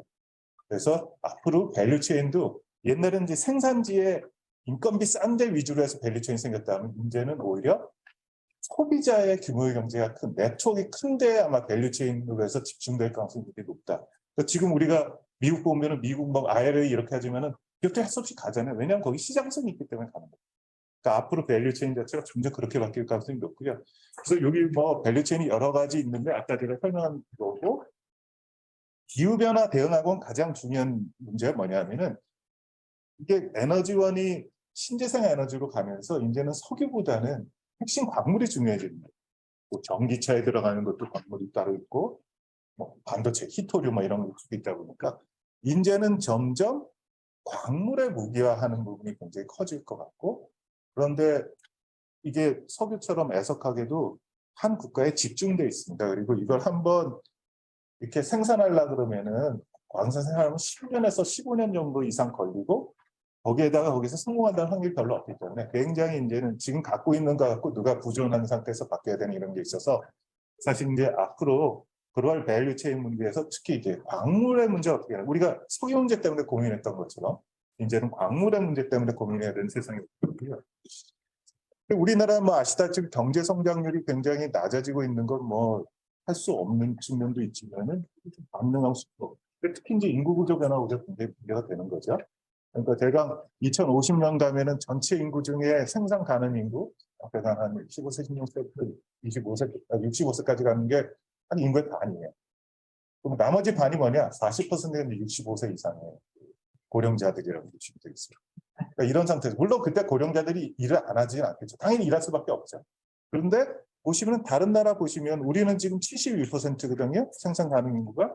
근데 고소득 국가는 65%. 그러니까 우리가 지금 아직은 그러니까 우리나라가 지금 굉장히 막 뭔가 힘도 줄 수 있고 뭐 BTS도 있고 소프트 파워 하면서 좋을 것 같은데 생각보다 굉장히 빠른 구조 변화가 오기 때문에 여기에 대해서 우리가 어떻게 대응할 거냐의 문제가 있고요. 특히 최근에 이제 문제되는 경상수지에 대해서 좀 말씀드리겠습니다. 워낙 긴 호흡만 얘기해서 보시면은 경상수지라는 게 구성이 어떻게 됐냐면 이제 재화를 얼마나 수출하고 수입하느냐하고 서비스를 얼마나 수출하고 수입하느냐. 그다음에 또 이제 본원 이전 소득수지라고 해서 우리나라가 해외에 포트폴리오 투자하고 예를 들어서 직접 투자했을 땐 이익이나 배당금을 받잖아요.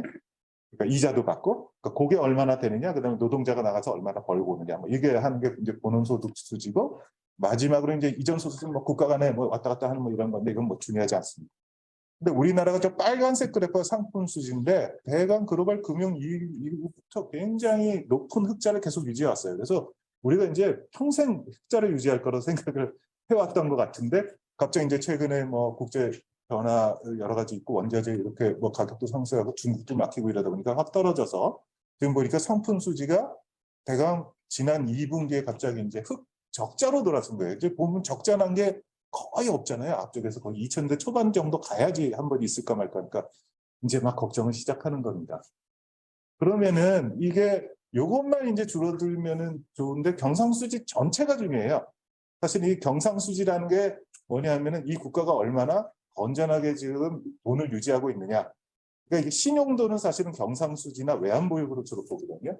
근데 이제 이게 점점 위험성이 있는 것처럼 보이기 시작합니다. 그래서 사실은 첫 번째는 이 상품 수지가 과연 어떻게 될 거냐 하면은 이번 한 3, 4월이 굉장히 중요할 것 같아요. 왜냐하면 이제 위드 코로나로 중국이 전환한 게 지난달 말 이렇게 됐으니까 이때 만약에 다시 회복력이 굉장히 빨라진다 그러면은 상품 수지의 구조적인 큰 변화가 아직은 없을 것 같아요. 물론 이제 반도체 사이클의 영향은 있겠죠. 그래서 이게 올라가는데 앞으로 이제 한 2분기나 3분기 중에 이게 큰 변화가 없다 그러면 한번 구조적으로 이제 중국화의 수지를 이 문제를 좀 고민하면서 상품 수지 어떻게 할 건지 이제 문제를 좀 경상 수지 어떻게 유지할 건지 문제를 고민을 해야 됩니다. 일본 어떠냐? 우리가 저 어렸을 땐 일본이 그 무역 적자 난다는 건 생각을 못 했거든요. 근데 2011년부터 적자로 갔다가 왔다 갔다 하면서 상품수 적자예요. 근데 경상수지 아주 큰 이유가 옛날에 포트폴리오 투자나 직접 투자 많이 해서 이익이나 배당. 이게 나이 든 사람이랑 똑같습니다. 젊었을 땐 공장 가서 일해서 이렇게 상품 생산하지만 나이 들면 어느 정도의 자산을 갖고 있어야 되거든요. 근데 우리나라는 상대적으로 그 포션이 적어서 갑자기 무역 수지가 확 줄어들기 시작하면은 이제 우리나라가 굉장히 경고음이 커지고 지금 그 우리 뭐 최근에 조금 경기가 좋아질 것 같아서 다른 나라들 성장 지표는 조금 좋아지는데 우리는 오히려 조금 깎았잖아요. 이게 사실은 중요한 게 요거랑 관련이 있습니다. 그래서 앞으로 장기적으로 우리가 경상 수지를 어떻게 유지해야 되느냐. 그래서 조금 더 지금 뭐 신의안법에서 얘기 나오지만 해외 투자하는 걸 너무 나쁘게 생각하지 마십시오. 해외 투자하면 야 외국 나가서 삼성이 좀 미국에만 저걸 하니까 근데 그렇게 생각하면 할수록 우리나라에서 무조건 생산을 많이 해야 된다는 생각이 드는 거예요. 오히려 그쪽에서 이익이나 배당금 많이 해서 직접 투자해서 많이 나온다 그러면은 그게 적절하게 이제 경상수지 밸런스 유지할 수 있다 그러면 좋은 사실은 솔루션이 될 수 있습니다. 그래서 이게 이제 일본의 경상수지 구조인데 보시니까 소득수지가 굉장히 높죠. 독일은 무역수지를 계속 유지하고 있습니다. 그래서 도대체 일본은 왜 무역 수지가 적자로 갖고 독일은 계속 유지하느냐 한번 공부해 보는 것도 굉장히 좋을 것 같아요. 근데 똑같은 시기에 저걸 보면은 이제 독일도 역시 소득 수지가 그렇게 높은 수준에 유지하고 있는 게 있어서 그래서 이제 전체적으로 보면은 결론적으로 말씀드리면 이제 세계화 자체가 확실히 이제 정치적인 측면, 이데올로기 측면에서 확실히 프레셔가 가면서 이게 굉장히 이제 그 국제 경제가 어려운 상황에 도달한 것은 사실인 것 같고요. 근데 실물적으로 뭐 디지털 전에 이렇게 봤을 때 그 자체의 모멘텀을 유지하는 세계화도 굉장히 있다는 측면에서 꼭 세계화가 완전히 거꾸러진 게 아니라 새로운 측면의 세계화가 좀 생긴다고 볼 수 있고 그런 와중에서 우리가 굉장히 많은 도전 요인이 있기 때문에 사실은 이제 조금 국회를 포함해서 정부도 그렇고 조금 더 긴 시각, 구조적인 시각에서 이제 한국 문제를 볼 시점이라고 생각합니다. 이상입니다. 감사합니다.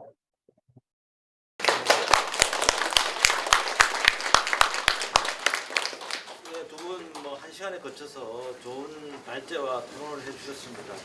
주어진 시간 한 시간이었는데 잘 지켜주셔서 감사드리고 아까 말씀드렸지만은 굉장히 어려운 주제를 쉽게 설명했지만은 방청객들은 아마 쉽지는 않았을 겁니다. 그래서 이제 추가 토론을 시작할 텐데요.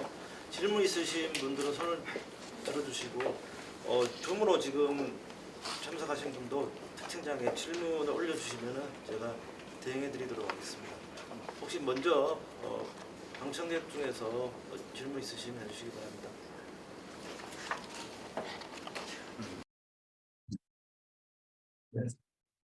자기 이름과 소속을 좀 먼저 소개해 주시고 하면 좋겠습니다.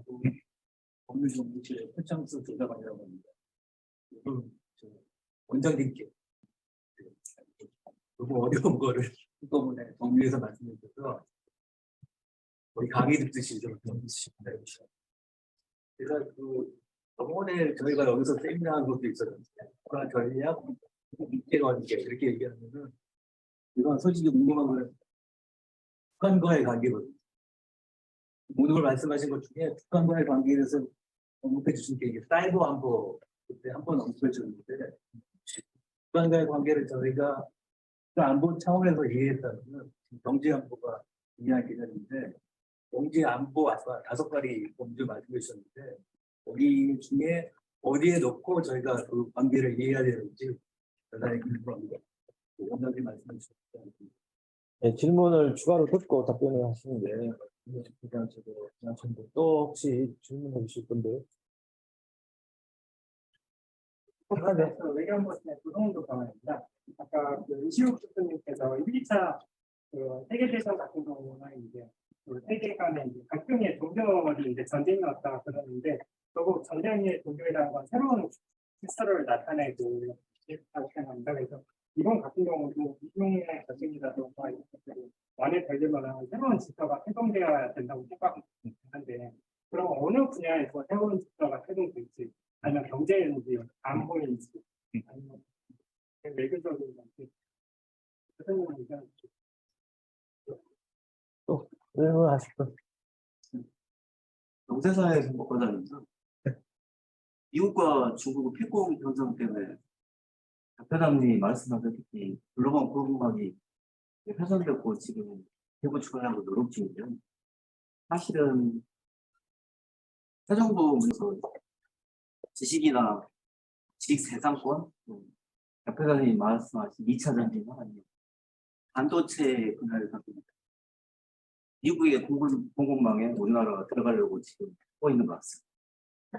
네. 사실 중국 같은 경우에는 저희 나라에 있어서 수출하고 수입에서 제1의 교육국이고요. 그리고 어떻게 보면 30년 동안 경제성장과 번영을 같이 한 중국과 한국을 같이 했는데요. 어떻게 보면 가장 이웃 나라이면서 북한 핵 문제에 좀 지정학적으로 많이 엮여 있는데 과연 우리나라가 중국을 배제하고 미국의 공급망 속으로 약간 치우치고 포함되는 게 거의 국익에 되게 맞는 선택인지 그거에 대해서 의견을 듣고 싶습니다. 일단 3가지 질문을 받고 또 추가로 있으면 또 진행하도록 하겠습니다. 원장님과 관장님께서 각각 해당되는 질문 첫 번째, 세 번째 갖고 두 번째 같습니다. 예, 그 북한과의 관계는 뭐 전통 안보에서 굉장히 중요하죠. 그동안에 그거에 대해서는 굉장히 중요하고요. 경제안보 관련해서는 이제 그 사이버 안보 관련된 부분도 뭐 당연히 중요하고, 그 다음에 이제 전통 안보와 관련되는데 이것이 굉장히 국제화됐어요. 지금 결국 우크라이나 전쟁 같은 경우와 관련해가지고도 우크라이나 전쟁 때문에 대만 문제가 다시 부상했고, 우크라이나와 대만 문제 때문에 한반도 남북 관계와 그 부분이 다시 또 주목을 받고 있습니다. 그래서 중국의 선택과 그리고 중국의 선택에 대해서 중국이 북한한테 어떠한 과의 관계가 지금까지 갖고 있던 관계와는 조금 다른, 대만 문제와 관련해서 조금 다른 협력 상황이 발생할 것인가에 대해서 굉장히 주시하고 있고요. 그래서 결국은 그 지정학적인 어떤 그런 우크라이나 문제가 중국과 북한과의 관계, 북한과 러시아와의 관계에서 새로운 변화를 가져올 것이다라고 하는 것을 예상을 하고 있습니다. 그래서 그러한 부분에서 우리가 북한과의 관계를 좀 새롭게 국제적인 차원에서 봐야 될 필요가 있고요. 그래서 저희가 이제 경제안보 전략실을 작년에 봄에 만들었는데, 경제안보 전략실의 3개의 팀 중에서 한 팀이 북한 쪽입니다. 그래서 경제안보, 전통적인 경제안보인 사이버 안보뿐만 아니라 지금 얘기하는 여러 가지 제가 자세하게 말씀드리기 어렵습니다만은 그러한 국제화되고 있는 어떤 안보적 측면에서 남북 관계가 다시 재조명되고 북한의 다른 나라와의 관계가 에서 내용이 좀 추가될 것 같다라고 하는 그러한 측면을 좀 예의주시하고 있다고 말씀드리겠습니다. 세 번째, 미중 전략 경쟁에서 한국이 도대체 어떻게 해야 되느냐. 미중 전략 경쟁을 정확히 이제 현재 이게 항상 보면은 우리가 너무 앞서가도 안 되고 뒤따라가도 안 되는데, 현재 이렇게 진도를 이렇게 보면은 범용 제품에 대해서는 미중 간에 현재 무역 제한이 없습니다. 새롭게 부과된 제한이 없고요. 첨단 제품에 대해서 현재 지금 계속 거칠게 부딪히고 있는 상황이고요. 미중 간의 그 교역은 작년에 최고 수준에 달했습니다. 사상 최고 수준입니다. 미중 간의 교역이. 자, 이건 뭘 의미하냐면은 현재 범용 제품과 첨단 제품 중에서도 범용성 첨단 제품에 대해서는 지금 제한 없이 양국 간의 협력이 계속되고 있기 때문에 우리가 미중 전략 경제 자체를 굉장히 과장하거나 과도하게 나가서도 안 되고요. 페이스에 맞춰서 해야 된다는 말씀을 드리겠습니다. 그래서 한국의 위치도, 한국도 중국과의 관계 설정에 있어서도 그 페이스에 맞춰서 하는 것이 맞고요.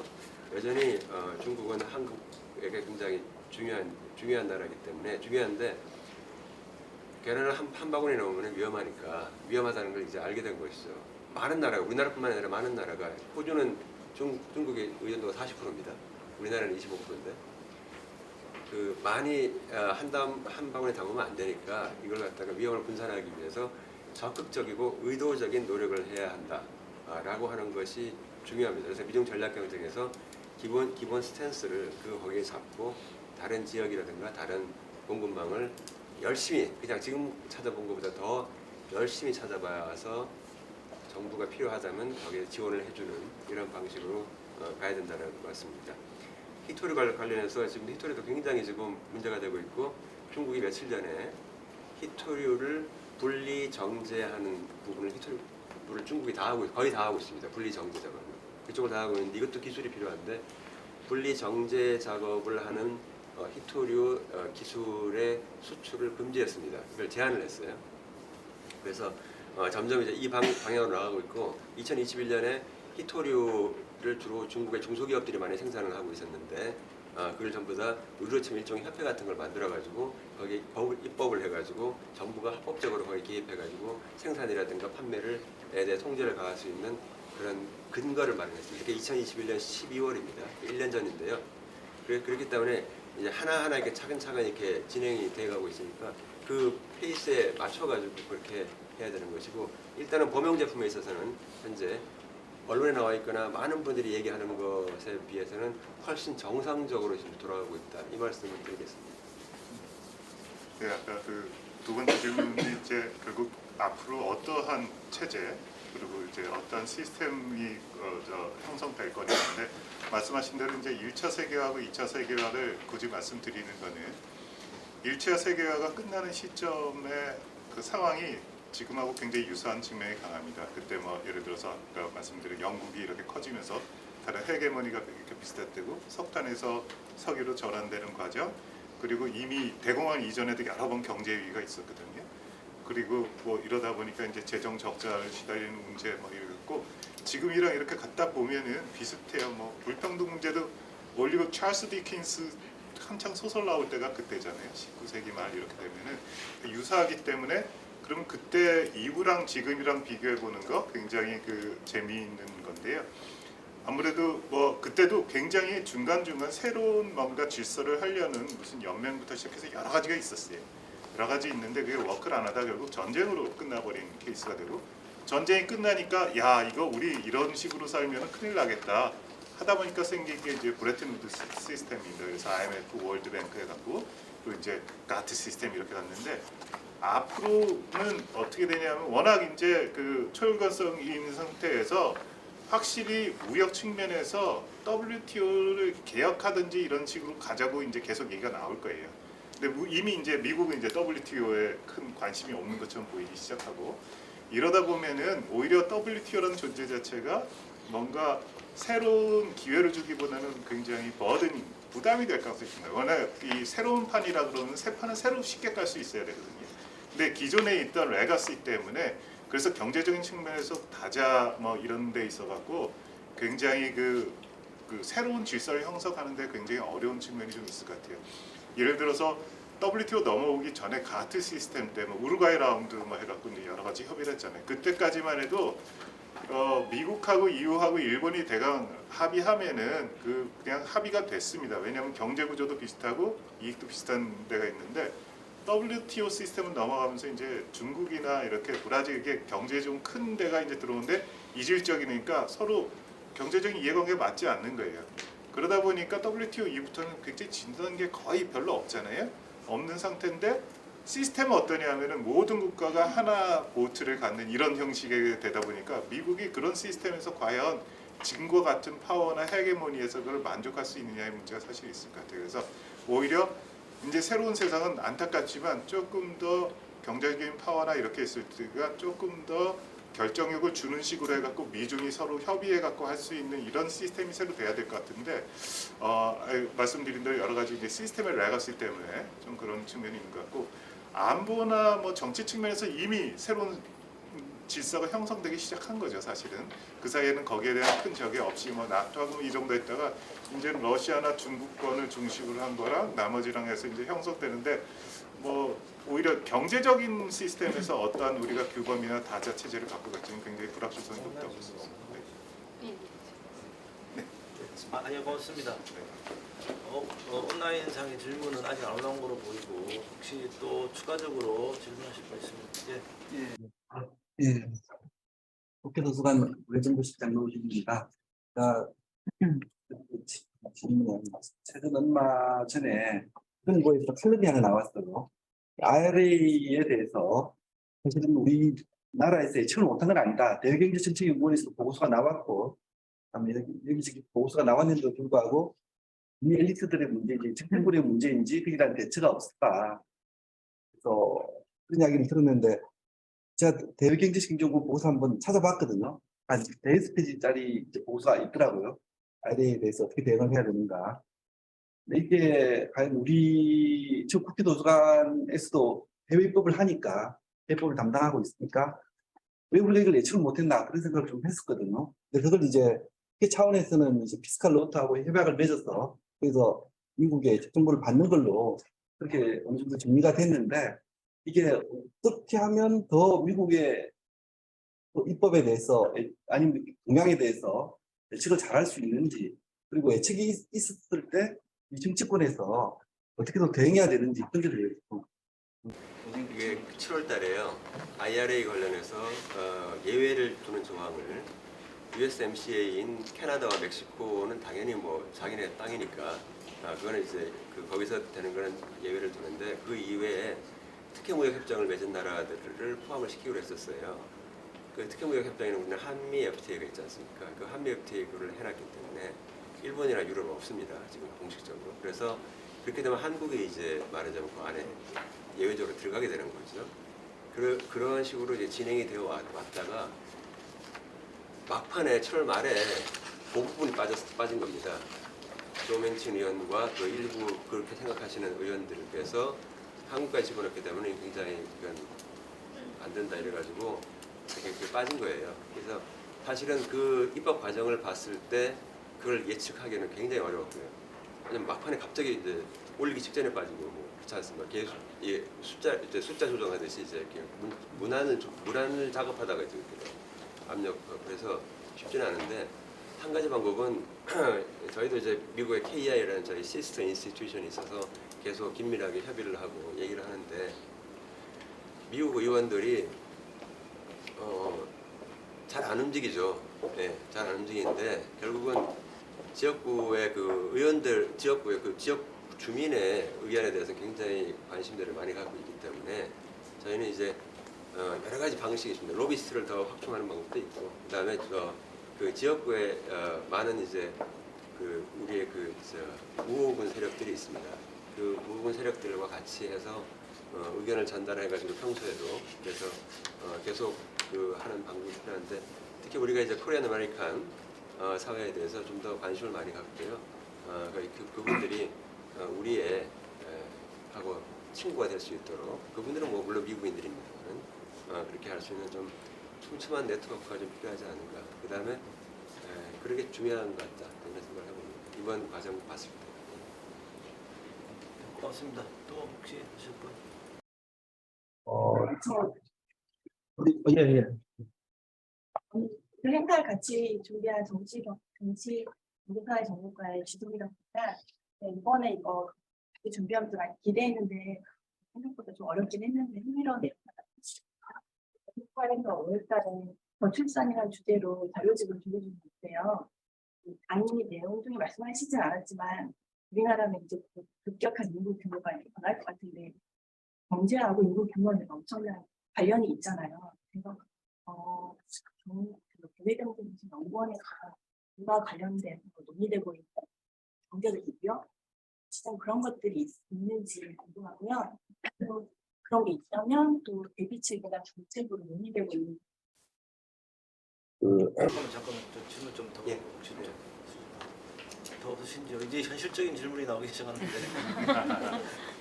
근데 아마 답하기 쉽지는 않을 텐데 질문 없으시면 저도 관련해가지고 오늘 국가전략 정부센터가 서구한 게 한국의 그 경제정책이나 국가 아젠다를 잘 설정하기 위해서 한 거기 때문에 지금 대경제 여러 가지 위험 요인과 한국의 대응 방안에 대해서 좋은 말씀들 해주셨고 특히 이시욱 교수님은 경상수지 적정 문제에 대해서 좀 현실적인 말씀도 해주셨고 지금 출산율 저하를 이제 앞으로 어떻게 볼 것인가 이런 질문이 나온 것처럼 우리 경제가 지금 상당히 안 좋은 상태로 올해 보고 있잖아요. 복합위기라 해가지고 아까 쭉 이야기하신 것들.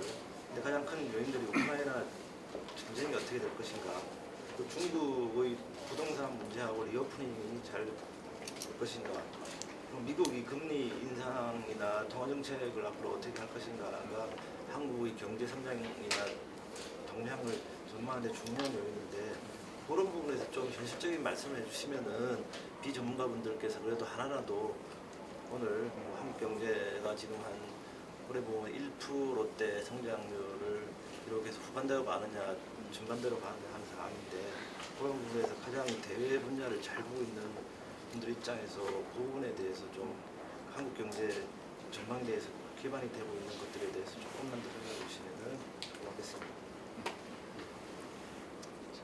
네. 일단 저출산 인구 고령화 관련해서는요. 많은 전문가들의 의견은 전망이 다 틀립니다. 예측이 다 틀립니다. 예측이 항상 틀리는데 아이언 룰, 그러니까 철칙같이 맞는 것은 인구학자들의 전망이에요. 그건 지금까지 이렇게 맞아왔습니다. 그래서 이 저출산 문제는 이렇게 계속되면 2050년에 어떻게 되고 아무 대책 없으면 2100년에는 어떻게 된다고 하는 것은 그냥 가만 놔두면 그냥 그렇게 된다. 그래서 그러면 뭔가 이제 대책을 세워야 되는 상황인데요. 이게 이제 저희는 이제 그 국내 경제를 담당하고 있지 않아서 한국 사회 자체를 얘기하고 있지는 않습니다만 해외의 많은 사례를 보는데 저출산과 관련해서는 다른 나라의 사례를 보면요, 그 국내적인 요인을 해결하는 문제가 있고 이제 또 이민 문제가 있는데 국내적 요인은 조금 더 혼인 외의 그 출산을 좀 더 할 수 있도록 장려하는 게 굉장히 중요하고요. 그게 중요하고 그걸 할 수 있는 제도적 기반을 갖추는 게 중요하고 또 실제로 30, 40대 지금 우리 한국에 직장을 갖고 계신 분 중에서 결혼을 하지 않더라도 그러한 그 욕구라고 하는 그러한 걸 바라는 부분들이 있습니다. 많이 있어요. 그래서 그런 부분을 좀 더 편하게 더 육아를 할 수 있도록 할 수 있는 부분이 필요하고 이민과 같은 경우는 문제는 이민은 수많은 실패 사례가 있습니다.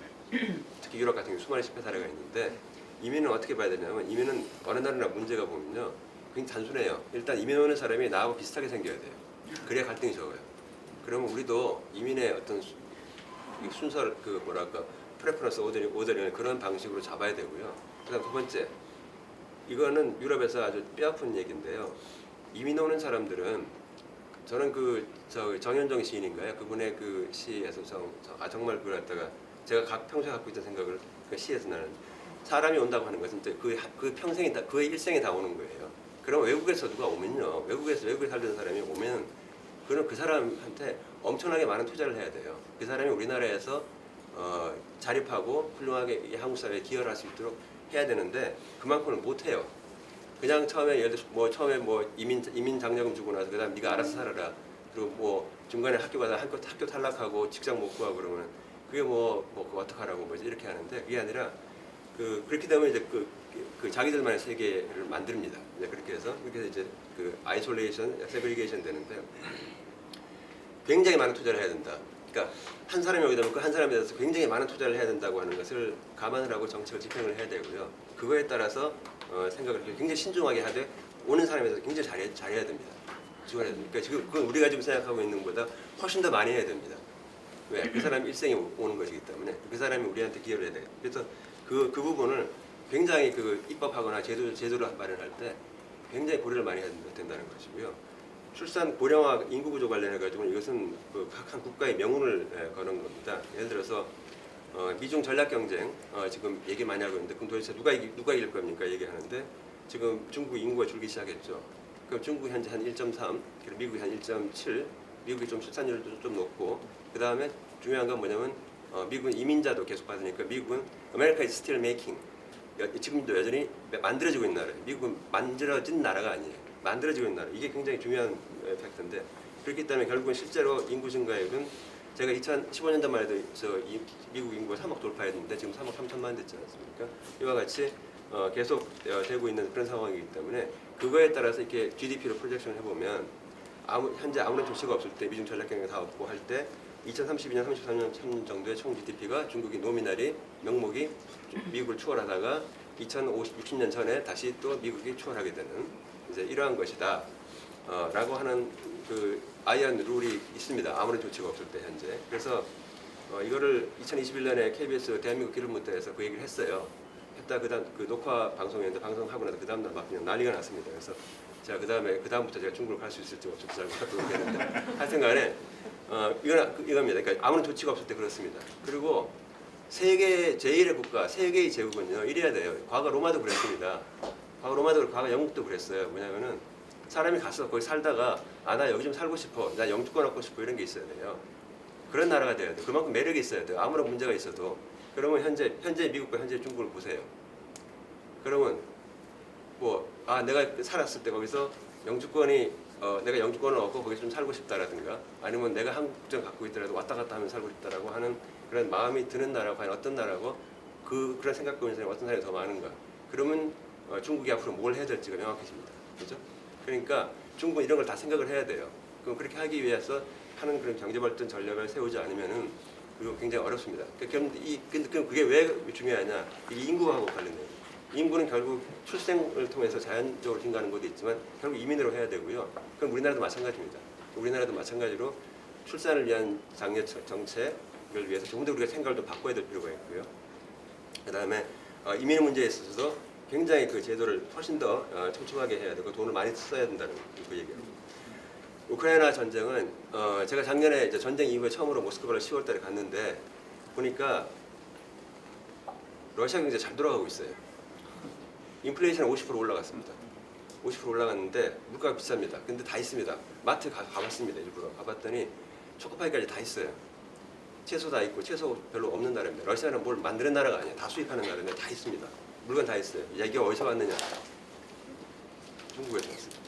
그럼 중국이 다 뭐 무상지원을 했느냐? 아니에요. 중국은 비싼 값 주고 팔았어요. 근데 이제 러시아가 돈이 있으니까 천연가스를 한 돈이 있으니까 그걸 다 사가지고 인플레이션 50% 올라왔는데 비공식적으로 느낌이 체감인데 근데 어쨌든 간에 다 있습니다. 없는 건 두 가지예요. 사치제 없습니다. 루이비통 못 구해요. 거기서 지금 현재 다 막혔기 때문에. 두 번째는 내구 소비재, 특히 자동차입니다. 자동차 회사들 다 빠졌어요. BMW, 렉서스 다 빠졌습니다. 벤츠 다 빠졌는데 자동차는 중국제가 그냥 그대로 그냥 대체를 해버려가지고 중국 자동차가 30%포인트 마켓쉐어를 올렸습니다. 순식간에. 그래서 그렇게 이제 해결하고 있고 제가 거기서 얻은 결론은 뭐냐? 이 전쟁 오래 가겠구나. 한쪽이 굉장히 낮아야 이게 뭐 테이블에도 앉죠. 협상 테이블에 앉죠. 그리고 테이블에 앉아도 한국전쟁 보십시오. 테이블에 앉은 게 언제냐? 1951년입니다. 유엔사하고 북한이 테이블에 앉은 게 51년이에요. 2년 걸렸습니다. 그 전쟁 그것도 휴전하는 정전당이 휴전하는 2년 걸렸어요. 지금 테이블에 앉아 있지도 않잖아요. 그러니까 지금 이 전쟁 오래 간다. 그래서 모스크바 갔다 온 제 가장 중요한 결론은 이 전쟁 오래 간다는 것이었고요. 중국 리오프닝 관련해 가지고는 그 중국이 지금 현재 그 위드 코로나 정책을 급격히 전환했고요. 그리고 제로 코로나 정책을 써서 작년 말까지 굉장히 문제가 있었고 또 코로나 때문에 굉장히 문제가 있었는데 중국은 이게 참 신기한 나라인 게 그 작년 12월달에도 화상으로 그 상공회의소하고 같이 해서 했는데 경제 성장률을 그 공산당의 의지에 따라서 세팅할 수 있다라고 생각을 하고 있어요. 예, 이 놀라운 나라입니다. 근데 이게 완전히 그냥 말도 안 되는 소리라고 얘기할 수 없는 게 작년 2, 4분기 때 4월, 5월, 6월인데 4월, 5월 달에 중국이 상하이가 완전히 락다운 됐습니다. 그래서 4월, 5월 달에 중국의 경제 성장률이 마이너스 5.3%, 마이너스 4.몇 %, 비공식적으로 그 정도가 나왔습니다. 근데 중국 지도부에서 보니까 중국이 마이너스면 이거 굉장히 문제 있는데 우리가 그 다음에 경제 운영하는데 문제가 있고 중국에 대한 신뢰가 떨어지겠는데 야 플러스로 맞춰 이래가지고 6월 달에 막 투자를 했어요. 그래가지고 2분기 숫자가 0.4가 나왔습니다. 플러스 0.4가. 그렇게 단기적으로는 그렇게 조정할 수 있는 힘을 갖고 있어요. 이게 놀라운 나라입니다. 그래서 근데 이제 그 12월 달에 만났을 때 화상을 했을 때 얘기가 올해는 그러니까 2022년은 한 4% 정도 성장할 것 같다. 3.1%라고 그때 얘기했어요. 그때는. 근데 요새 잠정치 3.0으로 나오더라고요. 3.1 정도 나올 것 같다. 올해는. 그때 국제기구가 3.3 이렇게 얘기했는데 올해는 뭐 3.1 정도 나올 것 같은데 내년에 그러니까 2023년도에는 5% 확실히 넘고 2%까지 갈 수 있다. 우리가 그렇게 해서 우리가 세계경제 회복에 기여하겠다. 또 그렇게 얘기해요. 표현을 갖다가 세계경제 회복에 기여하겠다 이렇게 얘기하더라고요. 그래서 올해 엄청나게 드라이브를 걸 것 같습니다. 그래서 중국이 리오프닝 하면서 어쨌든 간에 지금 중국이 지금부터 3월 이후부터 가장 큰 위험은 리오프닝의 가장 큰 위험은 다른 것보다도 중국발 인플레이션입니다. 중국에서 수요가 엄청나게 갑자기 그 보복되면 또는 지연된 소비 이것이 갑자기 늘어나면서 거기다 또 투자도 또 막 집어넣을 거고요. 그렇게 해서 결국은 중국발 지난 20년간 우리는 전 세계는 중국발 디플레이션에 따라서 아주 그걸 인조이하고 살았습니다. 2001년 WTO 중국이 들어가고 나서부터 우리가 물가가 안 올랐어요. 왜 안 올랐습니까? 이거 우리나라에서 5원에 만들던 거예요. 중국에서 1원에 해서 갖고 들어갔거든요. 전 세계가 다 그게 아프리카를 제가 가보면 아프리카 재래시장 가보면요.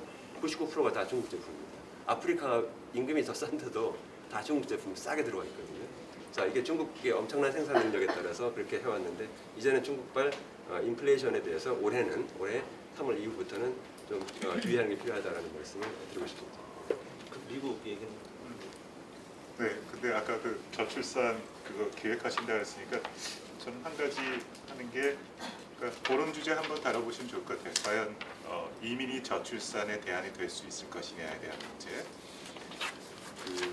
저희 어렸을 때는 우리나라는 뭐 인구 밀도가 너무 높아서 사람 많다 막 이랬는데 이제는 막 인구 주는 걸로 고민을 하는데 이게 우리나라가 인구가 획기적으로 늘어갔고 지금 같은 규모를 유지하는 건 사실은 거의 불가능하잖아요. 그러면 과연 예를 들어서 유럽의 여러 국가 중에서 우리나라는 어떤 국가의 모습을 가지고 가면 좋겠느냐 뭐 이런 생각을 좀 해볼 수 있을 것 같아요. 뭐 네덜란드 같은 거라든지 뭐 해갖고 한번 그 지향점을 먼저 포커스한 다음에 그럼 이민은 도대체 어떤 방식의 이민을 받아야 될 건지 저는 오히려 앞으로 그 최근에 인구 구조 변하면서 무슨 얘기를 하냐면 최근에 뭐 반도체 인력이 부족하다 해서 엄청나게 적어냈잖아요. 근데 지금 그걸 포함해서 특히 고소득 직층의 청년층에 지금 부족한 게 한 500만 이상 된다는 얘기입니다. 이 얘기는 거꾸로 생각해 보면 이민이 우리가 생각하는 저숙련 이민이 아니라 전문 인력의 이민을 적극적으로 받아들일 수 있는 이게 결국은 성장의 활력도 되면서 할 수 있는 이런 측면이 있거든요. 그러니까 한번 이민 정책이 지금까지는 이제 인구 구조 정책에서 뭐 빈대를 메꿔주는 그러니까 뭐 하여간 저인력으로 해서 이렇게 됐는데 이민 정책도 앞으로 굉장히 좀 바꿔가고 그리고 꼭 이민으로 안 해도 외국에 있는 인력을 활용할 수 있는 이제는 그리고 아까 말씀하신 대로 우리나라에 왔을 때 너무너무 그냥 잠깐 체류해도 즐거운 그러니까 전문 인력은 그냥 보통 저숙련 인력을 오면은 여기에 정착하려는 의지가 굉장히 커요. 근데 전문 인력은 예를 들어서 홍콩에서 이렇게 투자회사 있다가 한국에 오잖아요. 상하이에서 돈 주면 그 다음 날도 닥쳐. 이게 거의 그 물에 있는 물고기랑 똑같습니다. 물고기가 뭐 한국에 근처에 있다 한국 사람이고 뭐 이게 아니잖아요. 그래서 사실은 이렇게 갖고 하려 그러면 전체적으로 우리나라가 외국 사람이 와서 굉장히 정주하기 좋고 활동적인 연구를 하면서 해서 제가 괜히 길게 했네요. 그러니까 결정적으로 얘기하면 과연 저출산이 이민이 저출산에 대안이 될 수 있겠느냐. 만약에 그렇다면 이민 정책 어떻게 갈 것이냐. 그런 주제로 좀 하면 좋을 것 같고요. 미국은 사실은 이제 금리 상승하는데 이제 점점 더 부담을 느낄 거라고 생각했는데 최근에 이제 물가가 좀 더 인플레이션이 둔화될 거라고 생각했는데 이렇게 가버린 거예요. 그래서 고민이 지금 미국에서도 좀 연준도 이제 고민이 좀 많은 상태고 그다음에 미국이 왜 이렇게 잘 나가냐면 고용도 굉장히 지금 상태가 좋고요. 이게 사실은 IRA나 뭐 이걸 포함해서 미국이 이제 계속 제조업을 하겠다 그러다 보니까 사실 그런 측면에서 굉장히 이제 경기가 잘 돌아가는 측면도 많습니다. 뭐 돈이 많이 풀리고 이런 측면도 있지만은 그래서 지금 금리 방향 자체는 미국은 조금 더 올릴 수 있는 여지는 있을 것 같은데 뭐 예를 들어서 뭐 6%까지는 아닐 것 같은데 좀 여지가 있을 것 같고요. 반면에 우리나라는 금리를 거기에 따라서 올리는 게 적정한 거에 문제를 봤을 때는 지금은 이제는 조금 금리 문제는 올리지 않으면서 유지하는 거. 그러니까 환율은 조금 변하더라도 뭐 이런 식의 아마 거시 방향을 지금 유지할 수밖에 없을 것 같아요. 안 그러면 경기가 안 좋은데 금리 계속 올릴 수도 없고요. 여러 가지 있어서 아마 그 중반기에 하반기 가면서 경기가 좀 풀리기 시작하고 여전히 인플레이션 압력이 강하면 그때는 이제 금리 올리는 문제겠지만 적어도 지금 뭐 한 몇 달간은 조금 더 지켜봐야 될 것 같습니다. 도대체 이제 경기가 어떻게 풀릴지의 문제를 포함해서 그래서 뭐 장기적으로는 뭐 당연히 이 정도 금리 유지되는 건 좀 이상하죠. 그러니까 미국 저 정도의 그 경제 성숙도를 봤을 때. 한국 경제에 영향을 미치는 대외적 요인들이 중국, 미국 또 우크라이나 전쟁들이 저희 경제에 좋은 점도 있고 안 좋은 점도 있다고 이렇게 말씀해 주셨고요. 시간이 지금 예정된 시간보다 25분이 더 지났기 때문에 끝내도록 하겠습니다. 끝으로 이 오늘 콜로퀴움을 개최해 주신 우리 이명옥 원장님과 좋은 발제와 토론해 주신 분들께 박수를 좀 쳐주시겠습니다. 콜로퀴움을 마치겠습니다. 마지막으로 기념 촬영이 있겠습니다. 원활한 사진 촬영을 위해서 중앙에 있는 의자를 접어서 앞이나 옆으로